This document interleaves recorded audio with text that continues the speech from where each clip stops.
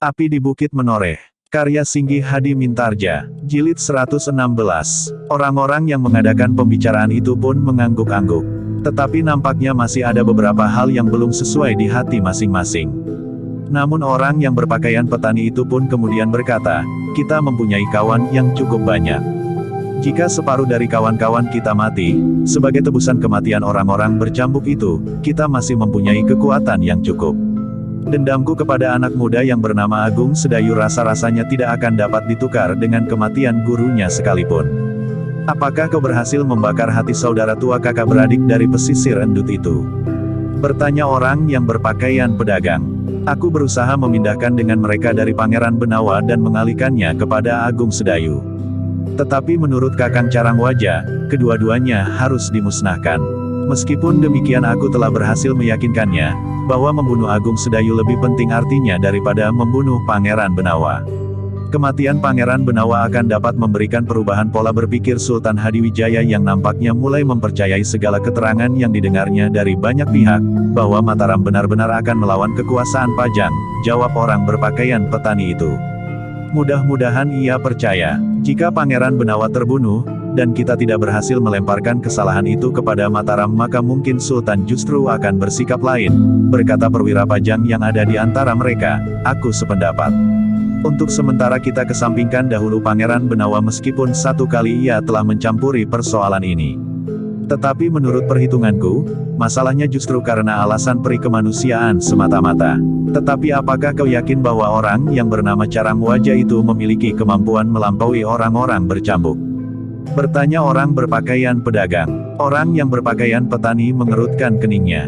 Kemudian jawabnya, mungkin sekali. Carangwaja adalah orang yang jarang sekali menampakkan diri. Jika saja kedua adik-adiknya tidak terbunuh, sulit bagi kita untuk melibatkannya. Namun seandainya ia hanya sampai kepada kematian Agung Sedayu pun, dendam kita sudah dikurangi.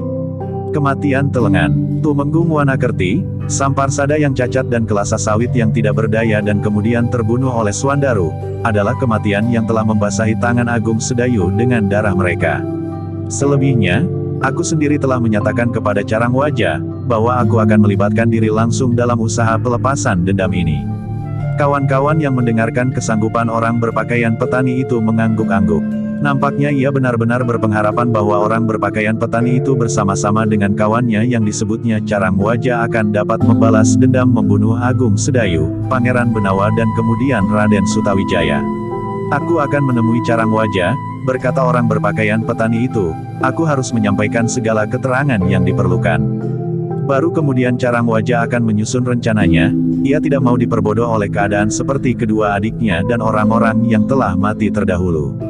Yang lain mengangguk-angguk, kemudian salah seorang perwira yang ada di tempat itu berkata, pergilah.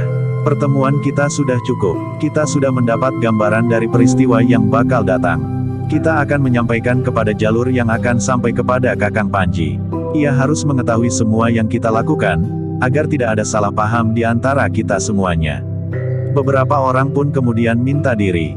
Yang tinggal hanyalah 3 orang perwira prajurit Pajang. Seorang yang berkumis putih tersenyum sambil berkata, kita harus membakar dendam di dada mereka. Yang lain pun tertawa. Dengan suara datar ia menyahut, kita harus meyakinkan mereka, bahwa dendam mereka harus terbalaskan. Dengan demikian kita akan dapat memperalat mereka. Keadaan akan menjadi semakin kisruh. Sementara Mataram menjadi lemah. Agung Sedayu, gurunya dan Swandaru merupakan kekuatan yang penting bagi Mataram. Jika orang-orang itu tetap dibakar oleh dendam di dalam dadanya, maka mereka akan menjadi tangan-tangan kita yang baik tanpa mereka sadari. Ketiga orang perwira itu tertawa berkepanjangan. Mereka melihat orang-orang yang marah itu akan melakukan balas dendam tanpa memperhitungkan segala keadaan yang berkembang kemudian. Dengan janji dan harapan, dilandasi oleh dendam dan kemarahan, mereka merupakan kekuatan yang berbahaya bagi Pajang dan Mataram. Kematian-kematian di segala medan dan perang tanding, merupakan minyak yang tertuang ke dalam api. Dalam pada itu, orang-orang yang meninggalkan para perwira itu pun dengan tergesa-gesa menuju ke sebuah rumah yang menjadi tempat mereka selalu bertemu dan berhubungan dengan para prajurit di Pajang. Mereka seolah-olah telah terbius oleh dendam dan harapan untuk mukti dengan warisan kerajaan Majapahit. Karena itulah maka mereka seakan-akan tidak dapat berpikir dengan bening, apakah yang mereka lakukan itu bermanfaat bagi mereka dan sesamanya, atau hanya sekedar sebagai pelepasan nafsu dan harapan-harapan yang kabur. Sementara itu, di Mataram pun telah terjadi perjuangan pula. Tetapi Raden Sutawijaya bukan seorang yang sekedar didorong oleh nafsu dan harapan bagi dirinya sendiri. Ia melihat Mataram dan Pajang dalam keseluruhan. Bahkan wilayah yang tersebar di pasisir dan ujung pulau di sebelah barat dan di sebelah timur. Sementara mereka sibuk dengan rencana dan sikap masing-masing, maka Kiai Gringsing yang masih berada di Sangkal Putung pun menjadi gelisah. Ia sadar bahwa Ki Waskita tidak akan lama lagi berada di Kademangan itu. Besok atau lusa, atau bahkan tiba-tiba saja, Ki Waskita akan minta diri dan kembali kepada keluarganya. Namun rencananya untuk menemukan orang yang bernama Jakawari cukup menggelisahkan Kiai Gringsing. Di malam hari, menjelang tidur, di dalam biliknya Kiai Gringsing merasa gelisah. Ketika ia bangkit dan duduk merenung, dilihatnya Agung Sedayu yang tidur di amben yang besar bersama Gelagah Putih nampak nyenyak. Di sebelah lain, di seberang dinding bambu, Ki Waskita dan Ki Widura agaknya sudah tertidur nyenyak pula. Di luar sadarnya Kiai Gringsing mengamat-amati lukisan yang ada di tangannya. Perlahan-lahan ia menarik nafas panjang sekali. Di wajahnya terbayang perasaan kecewa, betapapun ia mencoba melepaskannya. Kenapa lukisan ini ada di pergelangan tanganku, desisnya di dalam hati. Tetapi lukisan oleh luka seperti di pergelangan tangannya itu memang sulit untuk dihapuskan. Memang hal itu mungkin dilakukan dengan mengelupas daging di pergelangan itu, dan kemudian menyembuhkannya, meskipun akan berbekas dan menumbuhkan cacat kulit. Tetapi cacat yang demikian bukannya merupakan ciri dari salah satu pihak yang manapun juga. Sekarang sudah terlambat, desis Kiai Gringsing. Seandainya ia berusaha untuk menghapus lukisan di pergelangan tangannya itu, namun sudah ada orang yang pernah melihatnya. Dan justru orang-orang itulah yang mempunyai penilaian khusus terhadapnya, Ki Gede Menore dan Ki Waskita. Hampir di luar sadarnya Kiai Gringsing bangkit berdiri. Perlahan-lahan ia melangkah ke pintu. Dengan hati-hati ia mendorong pintu bilik di gandok itu. Ketika pintu itu terbuka, terasa udara yang segar mengusap wajahnya. Sambil menarik nafas dalam-dalam, ia melangkahi telundak pintu untuk menghirup udara yang sejuk di halaman. Tetapi wajahnya berkerut, ketika saat ia mendorong pintu untuk menutupnya. Agung Sedayu nampaknya terbangun. Sambil mengangkat kepalanya, ia memandangi Kiai Gringsing yang berdiri di pintu. "Apakah Kiai akan keluar?" bertanya Agung Sedayu. Kiai Gringsing termangu-mangu sejenak. Namun kemudian jawabnya, "Aku akan ke Pakiwan Agung Sedayu." Tetapi Agung Sedayu tidak meletakkan kepalanya lagi. Ia justru bangkit dan duduk di bibir pembaringannya, sementara Gelagah Putih masih tetap tidur nyenyak. Sejenak Agung Sedayu termenung. Namun ia pun kemudian bangkit dan berdiri termangu-mangu. Dipandanginya Gelagah Putih yang tidur nyenyak. Ia masih melihat pintu terbuka sedikit, tetapi Kiai Gringsing sudah tidak nampak lagi di depan pintu yang masih menganga itu. Perlahan-lahan Agung Sedayu melangkah. Didorongnya daun pintu itu, dan ia pun melangkahi telundak pintu pula. Dengan hati-hati Agung Sedayu menutup pintu biliknya. Udara memang terasa segar, dan agaknya Kiai Gringsing benar-benar telah pergi ke Pakiwan. Sejenak Agung Sedayu duduk di serambi. Di pintu regol ia melihat obor yang masih menyala. Lamat-lamat ia melihat sesosok tubuh melintasi halaman. Agaknya para pengawal yang berada di gardu regol halaman. Agung Sedayu merasakan angin malam yang segar. Ketika ia memandang api obor di regol, maka mulai terbayang gardu-gardu yang tersebar di seluruh Kademangan Sangkal Putung. Anak-anak muda lebih senang berkumpul di gardu-gardu daripada di rumah masing-masing. Mereka dapat bergurau dan berkelakar. Jika mereka mengantuk, maka mereka dapat tidur berdesak-desakan sehingga dinginnya malam tidak terasa lagi di tubuh mereka. Sementara laki-laki yang lebih tua lebih senang tinggal di rumah dan menjaga milik masing-masing. Bagaimanapun juga, rumah dan harta yang ada di rumah harus mendapat pengawalan seperlunya. Agung Sedayu beringsut ketika ia melihat seorang anak muda melangkah mendekatinya. Agaknya para penjaga di regol melihat pintu biliknya terbuka, sehingga mereka melihat pula Agung Sedayu yang duduk di serambi. "Kau tidak dapat tidur Agung Sedayu?" bertanya anak muda itu sambil duduk di sebelahnya. Agung Sedayu menarik nafas dalam-dalam. Katanya, "Di dalam terlalu panas." Kiai Gringsing turun pula ke halaman, berkata anak muda itu, agaknya ia pergi ke Pakiwan. Agung Sedayu mengangguk. Jawabnya, iya, agaknya guru pun tidak dapat tidur seperti aku. Apakah kau sama sekali belum tidur sejak sore?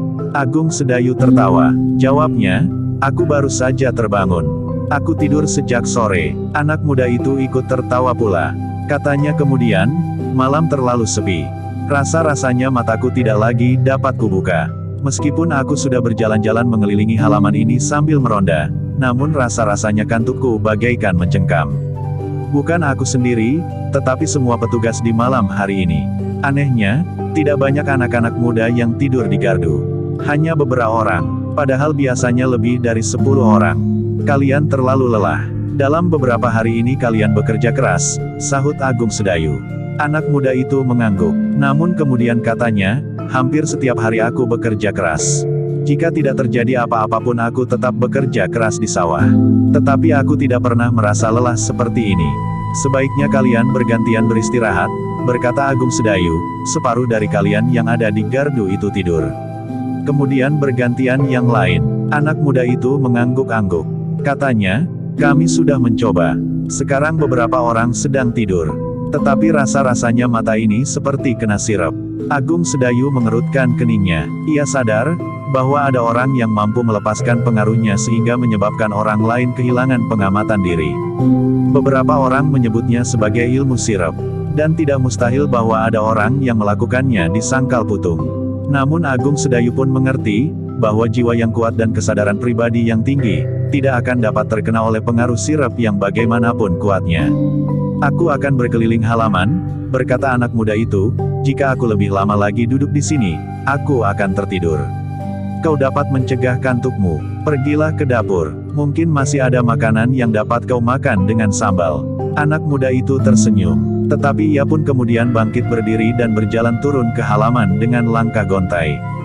Meskipun demikian tangannya tidak terlepas dari hulu pedangnya yang tersangkut di lambung. Sepeninggal anak muda itu Agung Sedayu mulai merenungi malam yang memang terasa sangat sepi. Di kejauhan terdengar burung malam bagaikan memekik ketakutan.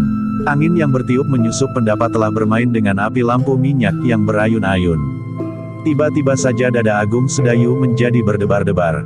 Bahkan ia pun mulai bertanya kepada diri sendiri, apakah benar seseorang telah melontarkan ilmu sirup di atas halaman rumah Ki Demang Sangkal Putung. Agung Sedayu berpaling ketika ia mendengar desir langkah mendekat. Ternyata gurunya telah muncul di sudut longkangan. Malam mulai terasa dingin, gumam Kiai Gringsing. Ya guru, jawab Agung Sedayu termangu-mangu. Kau tidak mengantuk? Bertanya gurunya. Agung Sedayu mengerutkan keningnya, ia sedang memikirkan ilmu sirup, sehingga di luar sadarnya ia telah menghubungkan pertanyaan gurunya dengan angan-angannya. Apakah perasaan kantuk malam ini agak berlebih-lebihan guru? Bertanya Agung Sedayu. Gurunya termangu-mangu sejenak. Dengan ragu-ragu ia bertanya, kenapa kau bertanya begitu? Agung Sedayu memandang gurunya sejenak. Dengan ragu-ragu ia berdesis, apakah ada ilmu sirup yang sangat tajam guru? Kiai Gringsing mengerutkan keningnya. Sejenak ia tertegun. Namun kemudian ia pun duduk di samping Agung Sedayu sambil menjawab, ilmu semacam itu banyak dikenal orang, Agung Sedayu. Seperti ilmu yang lain, maka tentu ada tatarannya. Ada yang ringan, tetapi mereka yang berilmu tinggi, maka pengaruh ilmunya juga terasa sangat tajam.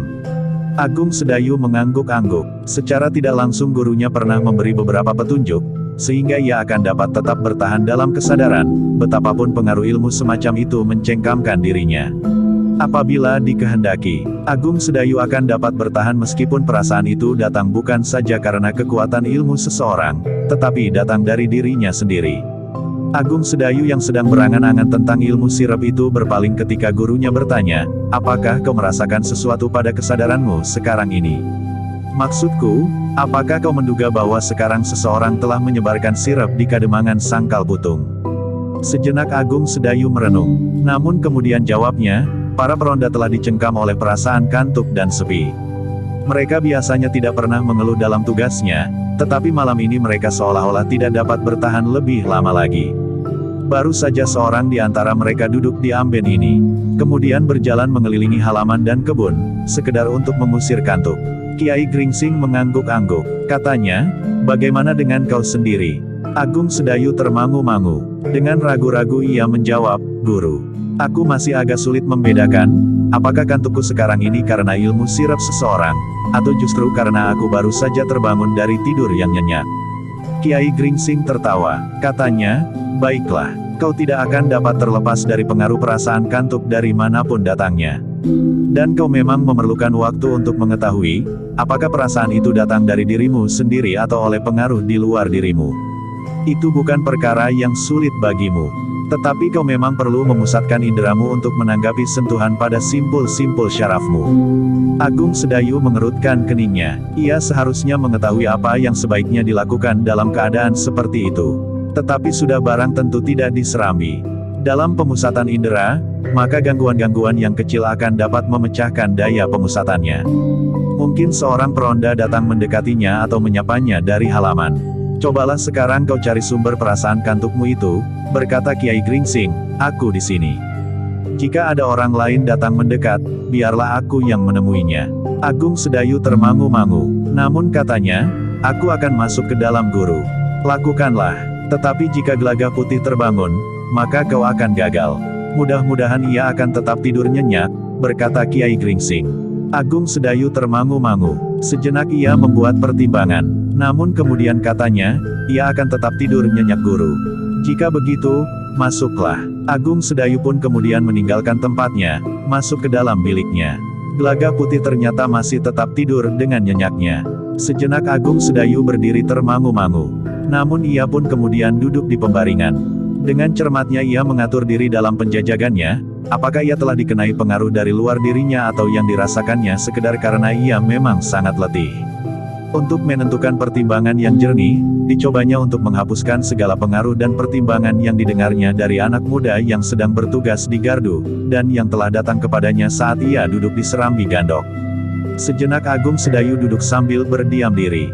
Dengan dasar-dasar yang pernah dipelajarinya dari gurunya, ia menelusuri dirinya dengan rabaan ilmunya. Beberapa saat ia duduk berdiam diri.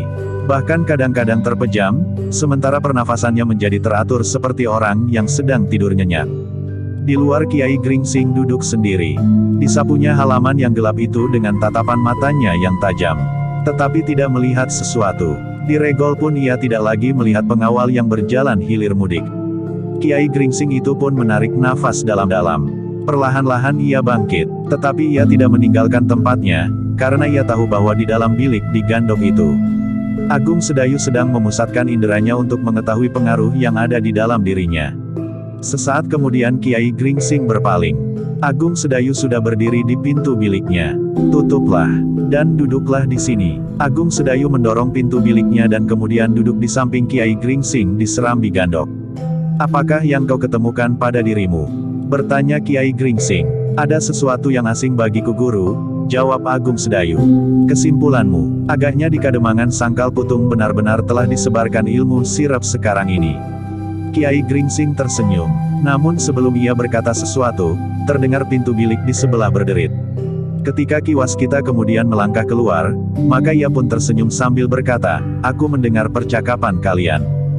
Dan aku tahu apa yang dilakukan oleh Agung Sedayu. Perasaannya benar-benar tajam. Ia telah menemukan kelainan suasana malam ini. Agung Sedayu pun menarik nafas dalam-dalam. Tetapi ia tidak menjawab. Sementara itu Ki Waskita yang kemudian disusul oleh Ki Widura telah duduk di serambi pula bersama Agung Sedayu dan gurunya. Sementara itu Agung Sedayu termangu-mangu. Betapa kuat kesadaran diri Ki Waskita dan Ki Widura. Justru pada saat mereka sedang tertidur, mereka menjadi sadar ketika kekuatan sirap menyentuh simpul-simpul saraf mereka. Kiai, berkata Ki Waskita, aku sependapat dengan Agung Sedayu. Agaknya telah disebarkan sirap di atas Kademangan Sangkal Putung. Sirap yang tajam, sambung Ki Widura. Jika Ki Waskita tidak membangunkan aku, mungkin aku masih tetap tertidur nyenyak. Bahkan semakin nyenyak. Agung Sedayu mendengarkan pembicaraan itu dengan dada yang berdebar-debar. Jika benar ada sirap yang kuat di Kademangan Sangkal Putung, maka tentu ada sumber kekuatan sirap itu. Ternyata bahwa bukan saja Agung Sedayu yang cemas. Sementara Kiai Gringsing yang semula nampak tenang saja menghadapi sirap itu, mulai nampak bersungguh-sungguh. Sirap ini benar-benar tajam, desisnya, adalah kebetulan bahwa Agung Sedayu terbangun karena derit pintu yang aku buka. Jika tidak maka ia pun kini tentu masih tertidur seperti Swandaru. Jika tidak ada sesuatu yang membangunkannya, maka ia akan tidur semakin nyenyak. Jadi, bertanya Agung Sedayu, kita akan membangunkannya. Suandaru, Pandanwangi, Sekar Mirah dan Kidemang. Mungkin kita memang harus berjaga-jaga, desis Kiai Gringsing. Agung Sedayu termangu-mangu sejenak. Namun kemudian katanya, aku akan membangunkan mereka. Ketika Agung Sedayu berdiri dan melangkah di longkangan, gurunya bangkit pula sambil berkata, dalam jarak selangkah, mungkin saja terjadi sesuatu dalam keadaan seperti ini. Marilah, aku antar kau ke pintu butulan. Agung Sedayu dan Kiai Gringsing pun kemudian berjalan dengan hati-hati ke pintu butulan. Di longkangan dalam ia melihat anak-anak muda tertidur di serambi.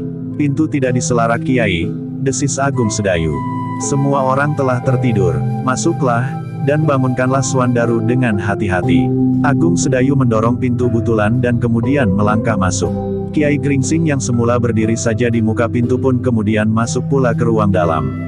Di dapur nampak beberapa orang perempuan tidur nyenyak pula.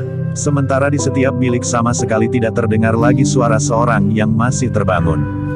Dengan hati-hati Agung Sedayu mengetuk pintu bilik Suandaru yang tertutup. Sekali, dua kali, dan kemudian berkali-kali.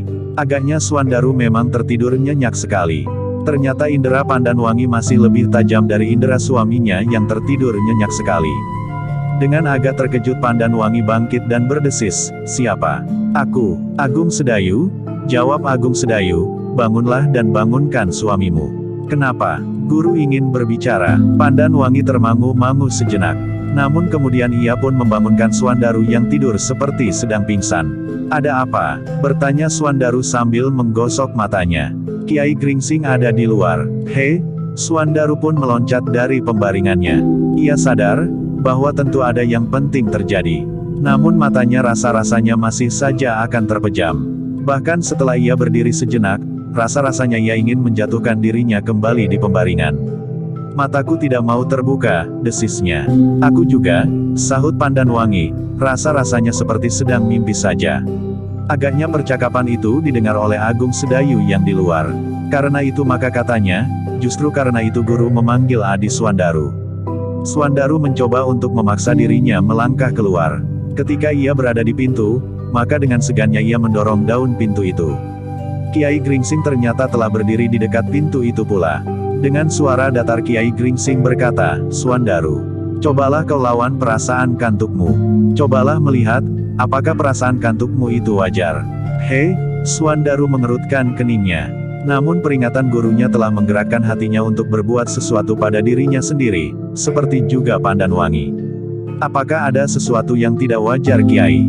Bertanya Pandanwangi, pertahankan kesadaranmu. Kau harus berjuang melawan perasaan kantuk yang bukan saja menyerang kau berdua, tetapi seisi kademangan sangkal putung.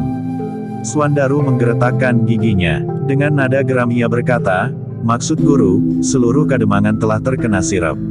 Ya, juga kau dan Pandanwangi. Pandanwangi melangkah mendekat sambil membenahi rambutnya. Jika demikian, apakah sangkal putung berada dalam bahaya? Belum pasti, jawab Kiai Gringsing, tetapi kita harus berhati-hati. Apakah Sekar Mirah sedang tidur? Ya Kiai, nampaknya tidurnya sudah mulai nyenyak. Atau justru karena pengaruh sirep ini juga, jawab Pandanwangi. Sebaiknya kau bangunkan juga gadis itu.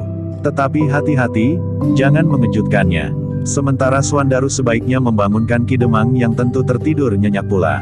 Suandaru termangu-mangu sejenak. Namun kemudian ia melangkah ke pembaringannya untuk mengambil senjatanya yang diletakkannya di bawah tikar. Sambil berjalan meninggalkan biliknya menuju ke bilik ayahnya ia berkata kepada Pandanwangi, berhati-hatilah. Siapa tahu bahaya sudah berada di ambang pintu. Pandanwangi mengerutkan keningnya. Namun kemudian dipandanginya Agung Sedayu dan Kiai Gringsing dengan tatapan wajah yang penuh keraguan-raguan. Kiai Gringsing pun kemudian tersenyum sambil berkata, baiklah. Aku dan Agung Sedayu akan menunggu di pintu butulan.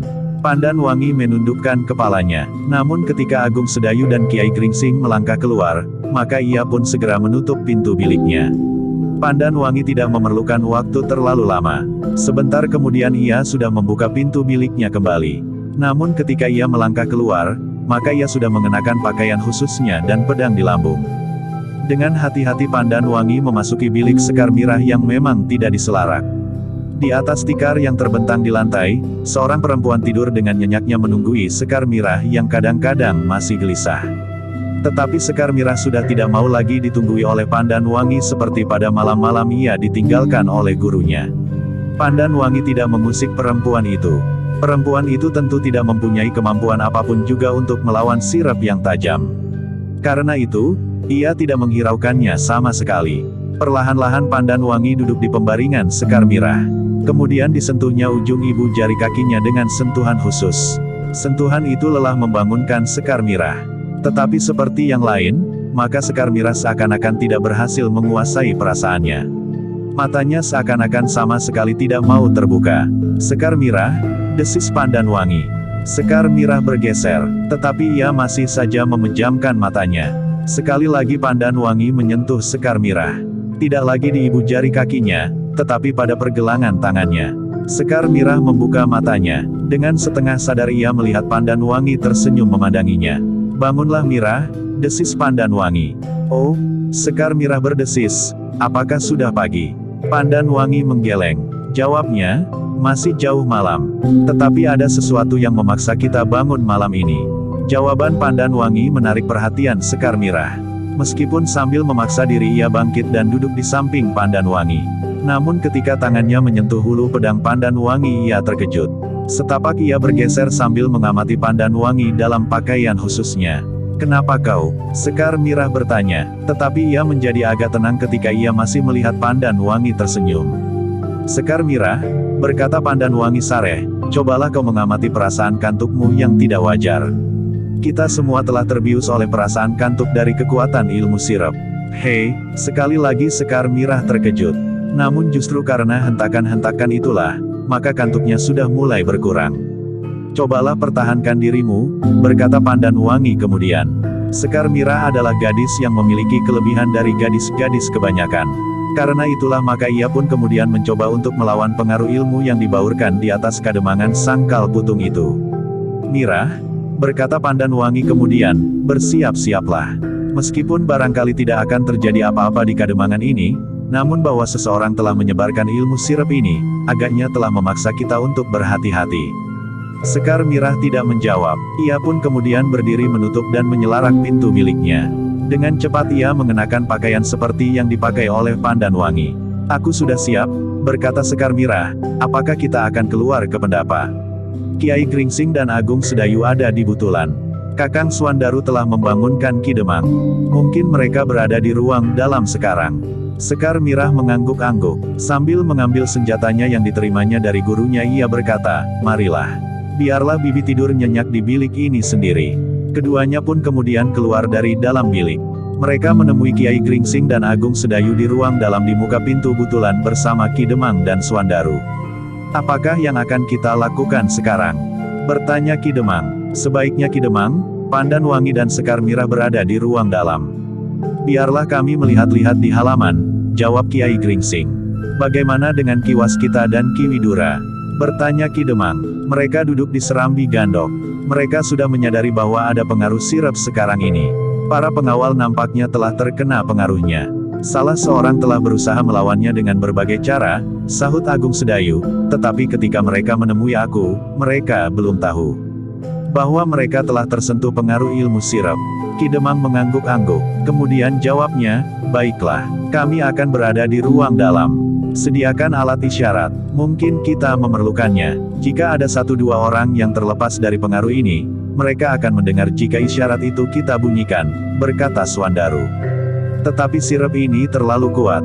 Mungkin para pengawal di seluruh kademangan, setidak-tidaknya seluruh padukuhan induk ini sudah tertidur." Tetapi Kiai Gringsing menggelengkan kepalanya. Katanya, "Tentu tidak. Betapapun kuatnya pengaruh sirap, tetapi sirap tidak akan dapat mencengkam daerah seluas itu." "Seluas padukuhan induk." Sekar Mirah memandang Kiai Gringsing dengan bimbang. Namun ia pun kemudian mengangguk-angguk. Ia percaya bahwa Kiai Gringsing tentu memiliki pengamatan yang lebih jelas dari orang lain. Dalam pada itu Kiai Gringsing pun kemudian berkata, "Karena itu, maka jika kau membunyikan kentongan, maka para pengawal di gardu-gardu di ujung padukuhan tentu dapat mendengarnya." Ki Demang mengangguk-angguk, dan ia pun kemudian menutup pintu Butulan ketika Kiai Gringsing Agung Sedayu dan Swandaru keluar menuju ke Serambi Gandok. "Jangan tertidur lagi," desis Ki Demang.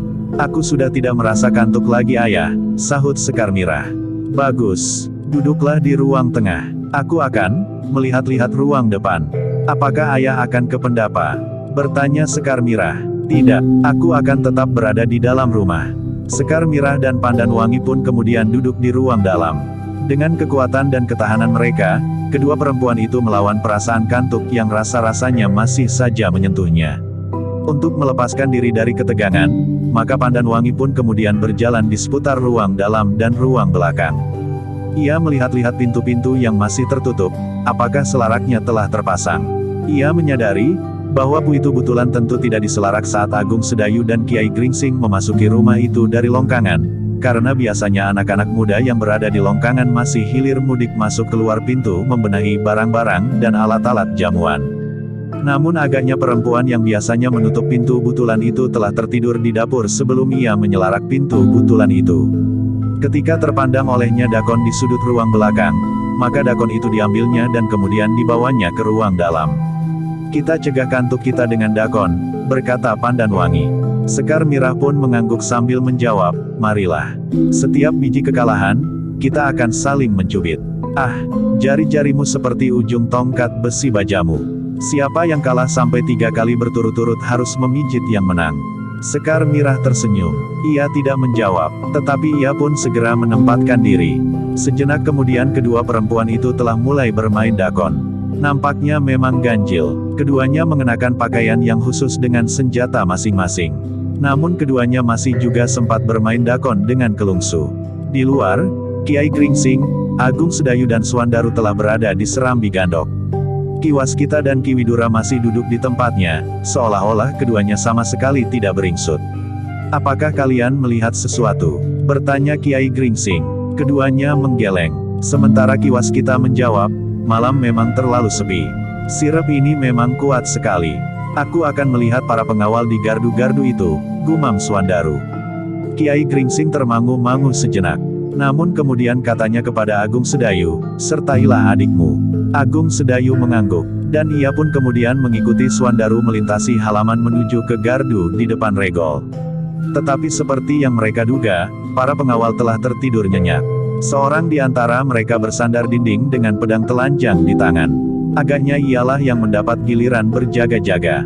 Tetapi matanya tidak mau dibukanya lagi. Sementara yang seorang lagi duduk di atas batu bersandar sebatang pohon di sebelah gardu itu. Di tangannya masih tergenggam tangkai tombak yang tersandar pula pada dinding gardu. "Mereka bagaikan mati," geram Swandaru. "Kita akan mencoba membangunkan mereka," berkata Agung Sedayu. "Apakah mungkin memang mereka akan dapat terbangun?" Tetapi sejenak kemudian mereka akan tertidur lagi, karena mereka tidak mampu melawan kekuatan sirep yang keras ini. Agung Sedayu termangu-mangu, namun ia pun kemudian mendekati pengawal yang duduk di atas batu dan tidur bersandar sebatang pohon. Ia adalah anak muda yang telah berusaha untuk melawan perasaan kantuknya. Dengan hati-hati Agung Sedayu mencoba mengguncang tubuh anak muda itu. Namun hampir saja anak muda itu justru jatuh terjerembab. Dan ketika ia berhasil memperbaiki duduknya, maka matanya telah terpejam lagi. "Memang sulit," desis Agung Sedayu. "Jika demikian, kita harus berada di sini menggantikan mereka yang sedang meronda. Kita tidak dapat mengharapkan mereka lagi, karena mereka nampaknya tidak berdaya sama sekali," berkata Swandaru. Agung Sedayu mengangguk, tetapi ia berdesis, "Aku akan memberitahukan kepada guru, bahwa aku akan berada di sini bersamamu." Swandaru mengerutkan keningnya. Ia bukan seorang penakut, tetapi ia menyadari bahwa tentu ada kekuatan yang luar biasa yang berada di padukuhan induk Kademangan Sangkal Putung. Sehingga karena itulah maka ia mencemaskan dirinya sendiri dan juga Agung Sedayu meskipun hanya melintasi halaman Kademangan, tetapi mungkin dapat terjadi sesuatu yang gawat. Karena itu, maka katanya, "Marilah, kita pergi bersama-sama, kita harus berhati-hati menghadapi keadaan seperti ini." Agung Sedayu mengerutkan keningnya, namun ia pun segera menyadarinya pula. Maka jawabnya, "Baiklah, setiap kemungkinan memang dapat terjadi." Demikianlah kedua orang itu pun bersama-sama melintasi halaman sekali lagi menuju ke Serambi Gandok menemui orang-orang tua yang berada di Serambi itu. "Kami akan menggantikan para peronda," berkata Swandaru. Kiai Gringsing termangu-mangu sejenak. Namun kemudian katanya, tetapi berhati-hatilah. Jangan tercengkam oleh pengaruh sirap yang kuat ini. Jika kalian tertidur pula, maka akan terjadi malapetaka atas kalian berdua. Suandaru mengangguk sambil menjawab, kami akan bertahan. Kiai Gringsing mengangguk-angguk. Kemudian dilepasnya kedua muridnya itu pergi ke gardu untuk menggantikan para peronda yang agaknya tidak segera dapat melakukan tugas mereka. Tetapi Agung Sedayu dan Suandaru tidak berada di dalam gardu. Mereka berdiri di sebelah-menyebelah regol halaman bersandar dinding. Meskipun belum berada di dalam genggaman, namun mereka telah siap mengurai senjata masing-masing. Sementara untuk memberikan kesan seolah-olah mereka adalah para peronda, maka di tangan kiri mereka tergenggam tangkai tombak panjang yang dipungutnya dari para peronda yang tertidur. Sepeninggal kedua muridnya, maka Kiai Gringsing pun duduk pula bersama Ki Waskita dan Ki Widura. Dari serambi gandok mereka dapat melihat sebagian besar dari halaman Kademangan. Jika seseorang melintas, maka mereka akan dapat mengetahuinya, sementara orang yang berada di halaman akan tidak mudah melihat mereka yang ada di serambi jika lampu minyak di serambi itu dipadamkan. Agaknya ketiga orang itu pun menganggap bahwa lampu minyak tidak mereka perlukan lagi di serambi, sehingga Kiai Gringsing pun telah memadamkannya. Apakah kita akan tetap di sini? Bertanya Ki Waskita kemudian. Kita akan melihat-lihat berkeliling, berkata Ki Widura. Kiai Gringsing termangu-mangu sejenak. Namun ia merasa perlu untuk tetap mengawasi halaman dan meskipun tidak begitu jelas, dari tempatnya ia dapat melihat ke regol halaman yang diterangi oleh lampu obor yang samar-samar. Silahkan, berkata Kiai Gringsing, aku akan mengawasi keadaan dari tempat ini. Ki Waskita mengangguk-angguk. Kepada Ki Widura ia berkata, marilah Ki Widura, kita menghirup udara segar di bawah pengaruh sirap ini. Mungkin ada sesuatu yang perlu kita lihat di belakang. Ki Widura pun kemudian berdiri pula ketika Ki Waskita bangkit. Keduanya pun kemudian melangkah turun dari serambi, lewat longkangan langsung menuju ke halaman samping. Sementara Kiai Gringsing masih tetap duduk di tempatnya, di serambi yang gelap. Di dalam rumah, di ruang tengah Sekar Mirah dan Pandan Wangi masih asyik bermain dakon. Berganti-ganti mereka kalah dan menang. Demikian asyiknya, sehingga mereka tidak menyadari bahwa waktu merangkak terus, menghunjam ke pusat malam yang sepi. Sekar Mirah menjadi kesal ketika biji keciknya tertumpah dari genggaman, sehingga tiba-tiba saja ia bertanya, apakah kita masih akan meneruskan permainan ini? Pandan Wangi tersenyum, jawabnya, kali ini kau seharusnya kalah mutlak. Belum tentu, aku masih dapat berjalan beberapa langkah di lubang-lubang dakonmu. Satu pikulan akan membuat aku menutup kekalahanku. Pandan Wangi tertawa, katanya, tidak mungkin, kecikku sudah tidak banyak lagi. Sekar Mirah memberengut, jawabnya, aku mau bermain terus. Tetapi diulang dari awal. Pandan Wangi tertawa semakin keras. Katanya, kau nakal sekali. Namun tiba-tiba keduanya bagaikan teringat sesuatu. Sekar Mirah memandang berkeliling sambil berdesis, di mana ayah? Ya, di mana? Bertanya Pandan Wangi. Keduanya termangu-mangu. Namun Sekar Mirah berkata, ayah mengelilingi setiap bilik di rumah ini.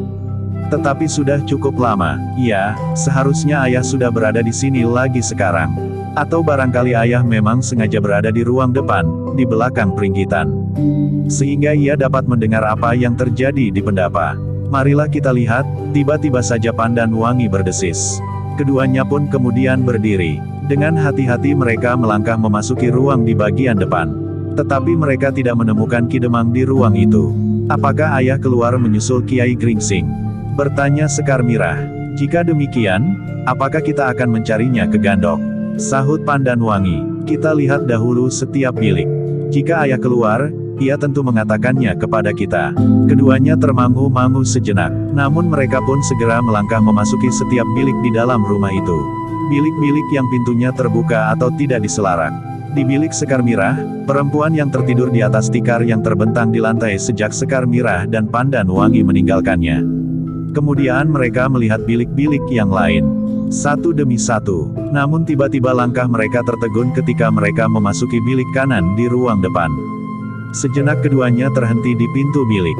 Mereka melihat Ki Demang terbaring di amben bambu di dalam bilik yang jarang dipergunakan itu. Ayah, desis Sekar Mirah. Pandan Wangi tertegun tegang. Perlahan-lahan ia melangkah mendekati Ki Demang diikuti oleh Sekar Mirah. Kenapa ayah? Bertanya Sekar Mirah dengan suara bergetar. Nampaknya tidak apa-apa, sahut Pandan Wangi. pernafasannya berjalan teratur. Sekar Mirah tiba-tiba saja meloncat mendekat. Dirabanya tangannya yang hangat. "Ayah tertidur?" desis Sekar Mirah. Ia tidak dapat melawan kekuatan sirap ini. Pandan Wangi termangu-mangu, namun kemudian sambil mengangguk-angguk ia menjawab, "Ya, ternyata sirap ini benar-benar kuat. Syukurlah jika Ki Demang tidak mengalami sesuatu."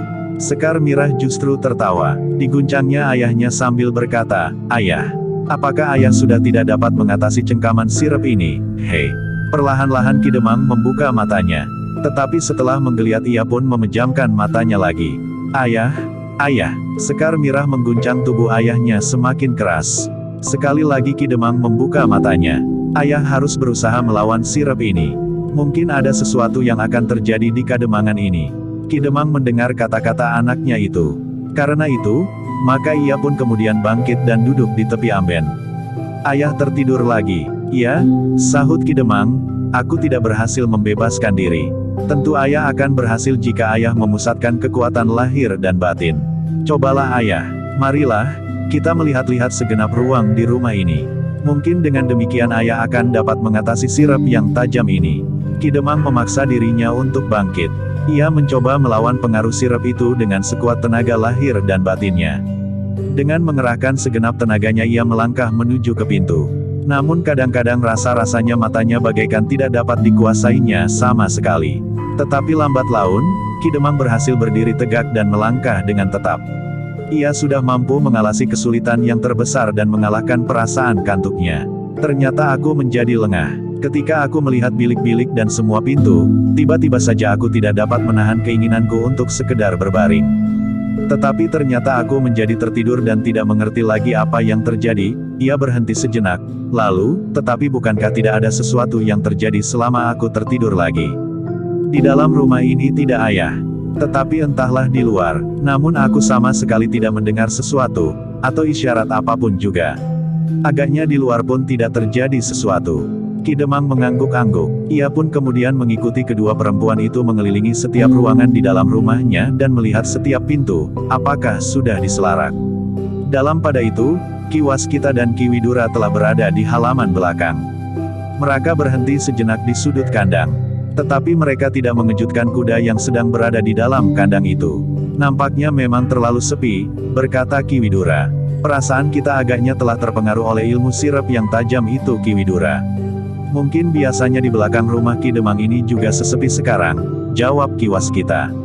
Ki Widura tersenyum. Dipandanginya lampu minyak di sudut belakang rumah Ki Demang yang besar itu, nyalanya yang berguncang-guncang ditiup angin bagaikan gelisahnya hati orang-orang, yang masih dapat bertahan dari pengaruh sirap yang tajam di rumah Ki Demang Sangkal Putung itu.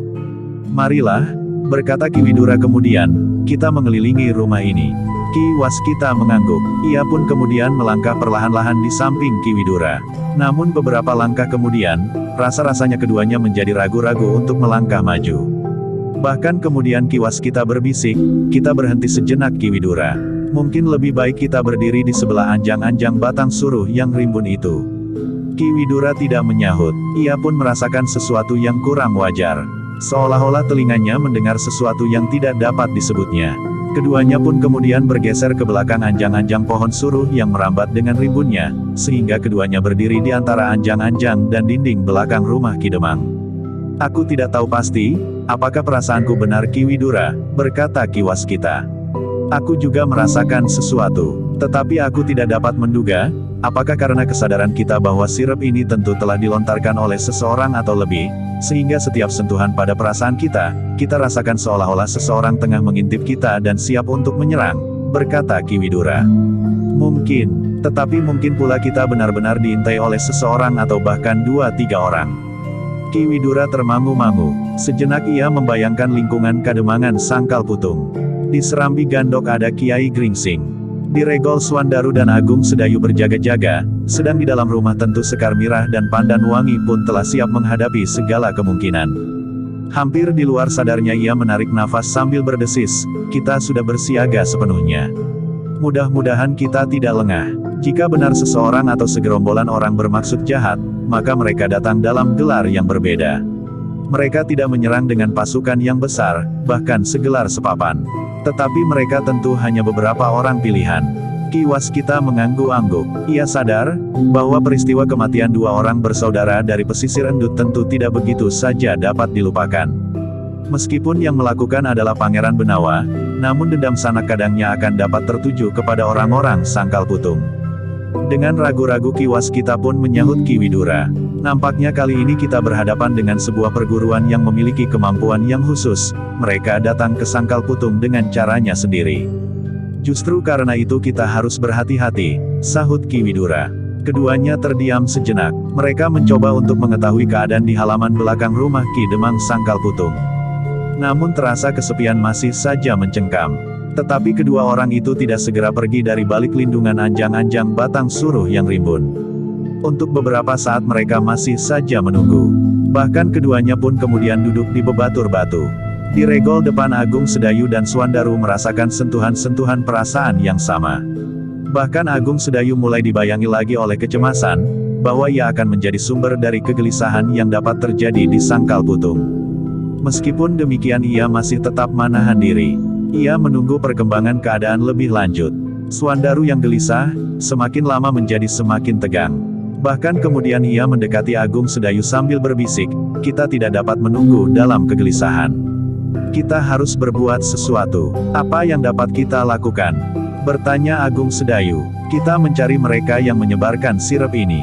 Jika kita menemukan sumbernya, maka kita akan dapat menghentikan ilmu terkutuk yang licik ini, sahut Suandaru. Agung Sedayu termangu-mangu sejenak. Namun kemudian ia bertanya lagi, kemana kita mencarinya? Aku pun mengerti, bahwa mereka yang menyebarkan sirap ini tentu berada di tempat yang tidak jauh. Namun apakah kepergian kita tidak merupakan kesempatan bagi mereka untuk memasuki halaman rumah ini, karena kita tidak tahu berapakah jumlah mereka? Suandaru termangu-mangu. Betapapun kemarahan telah mencengkam jantungnya, namun ia tidak dapat meninggalkan rumahnya.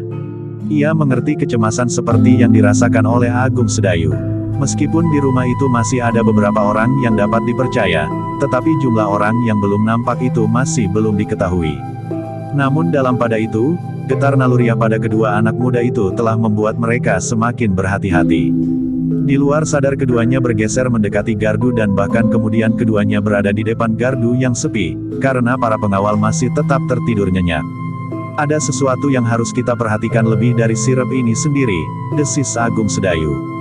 Suandaru tidak menjawab, tetapi ia mengangguk kecil.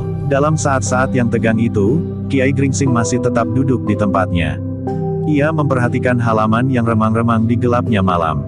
Cahaya lampu di pendapa dan di regol menggapai dengan lemahnya dedaunan yang berada di halaman. Namun tiba-tiba orang tua itu mengerutkan keningnya. Perlahan-lahan ia berdiri. Di dalam keremangan malam ia melihat bayangan yang bergerak di atas dinding halaman. Desis Kiai Gringsing, akhirnya mereka datang. Namun Kiai Gringsing masih tetap di tempatnya. Ia masih menunggu perkembangan seterusnya, karena ia yakin bahwa orang yang datang itu tentu tidak hanya sendiri. Di luar sadarnya ia memandang ke regol halaman. Tetapi Agung Sedayu dan Suandaru tidak dilihatnya lagi, karena keduanya telah berada di gardu, sementara Ki Waskita dan Ki Widura berada di belakang rumah. Seperti yang diduga oleh Kiai Gringsing, maka bayangan di atas dinding halaman itu pun telah bertambah lagi. 3 orang, tentu masih ada yang lain, berkata Kiai Gringsing di dalam hatinya. Namun selagi ia termangu-mangu, maka ia melihat ketiga orang di atas dinding itu telah meloncat ke halaman. Sejenak mereka berdiri termangu-mangu namun kemudian salah seorang dari mereka tiba-tiba saja berkata dengan suara lantang, "Hei orang-orang Sangkal Putung. Aku tahu bahwa ada beberapa orang di antara kalian yang ternyata berhasil lolos dari cengkaman sirepku yang tajam. Tentu kalian adalah orang-orang yang luar biasa. Namun demikian, kalian tidak akan dapat melepaskan diri dari tanganku." Suara itu bagaikan bergema melingkar-lingkar di atas rumah Ki Demang Sangkal Putung yang sepi. Kiai Gringsing masih berdiri di tempatnya. Ia tidak segera turun ke halaman. Sejenak ia masih harus menilai keadaan. Yang tidak sabar adalah Suandaru. Ia pun mendengar suara itu. Karena itu, dengan sekali loncat ia sudah berdiri di regol halaman rumahnya. "Siapa kau?" Terdengar suara Suandaru tidak kalah lantangnya. Orang yang berdiri di halaman itu berpaling. Mereka melihat Suandaru berdiri bertolak pinggang di regol halaman, yang kemudian diikuti Agung Sedayu yang dengan gelisah berdiri di sebelahnya. "Kau salah seorang yang lepas dari pengaruh sirap. Siapa kau hei? Orang itu justru bertanya. Swandaru sudah mulai tersinggung. Dengan keras ia menjawab, aku yang bertanya. Bukan kau. Orang yang berdiri di halaman itu termangu-mangu. Namun kemudian terdengar suara tertawanya berkepanjangan. Kau jangan sombong anak muda yang gemuk. Kau jangan menganggap aku seperti anak-anak muda di Kademangan. Meskipun kau lolos dari sirepku tetapi lebih baik kau bersikap lain dari sikap sombongmu, itu. Swandaru menjadi semakin tegang. Dengan geram ia menjawab, jangan pedulikan apakah aku bersikap sombong atau tidak.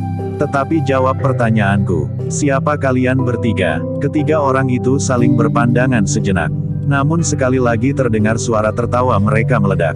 Anak itu memang luar biasa, desis salah seorang dari mereka, ia berhasil lolos dari ilmu sirepku. Tetapi sayang, ia terlalu bodoh untuk menilai dirinya.